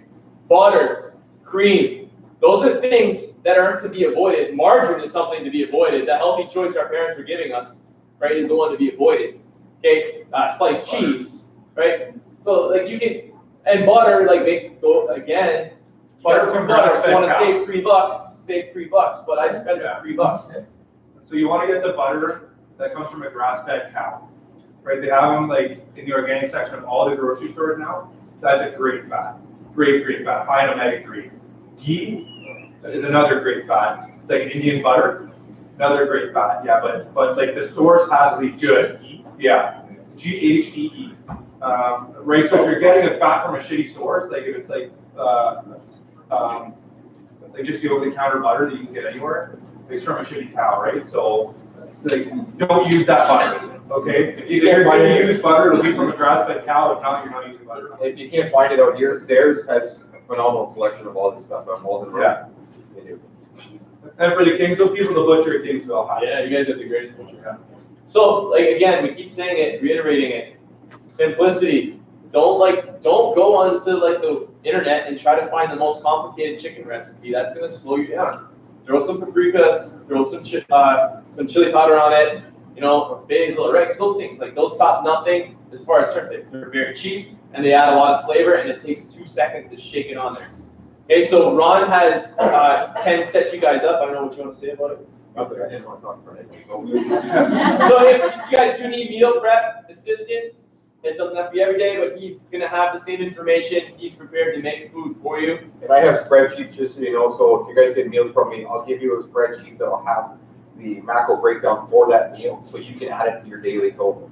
If you're going to use MyFitnessPal, I recommend that you buy the premium. It's $11.99 a month, but it'll actually break down and show you more of your nutrients in all your meals as well than just the regular free app.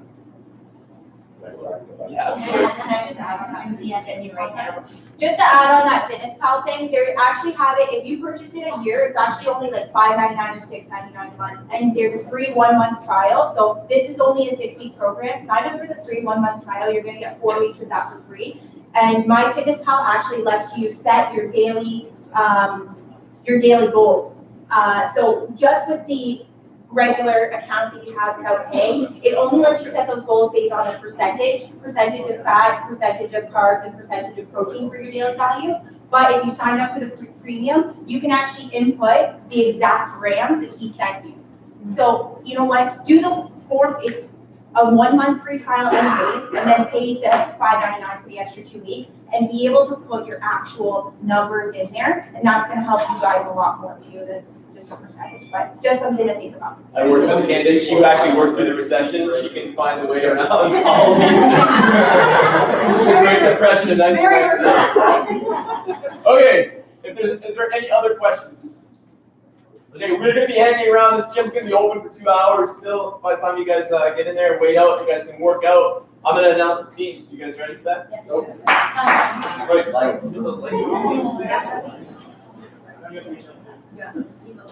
All right. Oh, you guys got the email already? Yeah. I'm like, why were you checking your emails when you were supposed to be paying attention? Okay. Emancipation transformation. This is going to be Corey's team. I forgot to hit his name on there. Okay, so that's all Kingsville people. Have a look. I'm not yelling your names out. So can everybody read them back there? Kim, I see you like on my binos. Good? Good. Billy, Cody, Don, Emily, Karina, Ken, Kim, Matt, Peter, Steph, and Steve. Kingsville. In Kingsville. Second team in Kingsville, you got Danny, Victorious. I think I spelled that wrong. Victoria's Secret. Chris, Frankie, Carrie, Christine, Leslie, Leah, Lucas,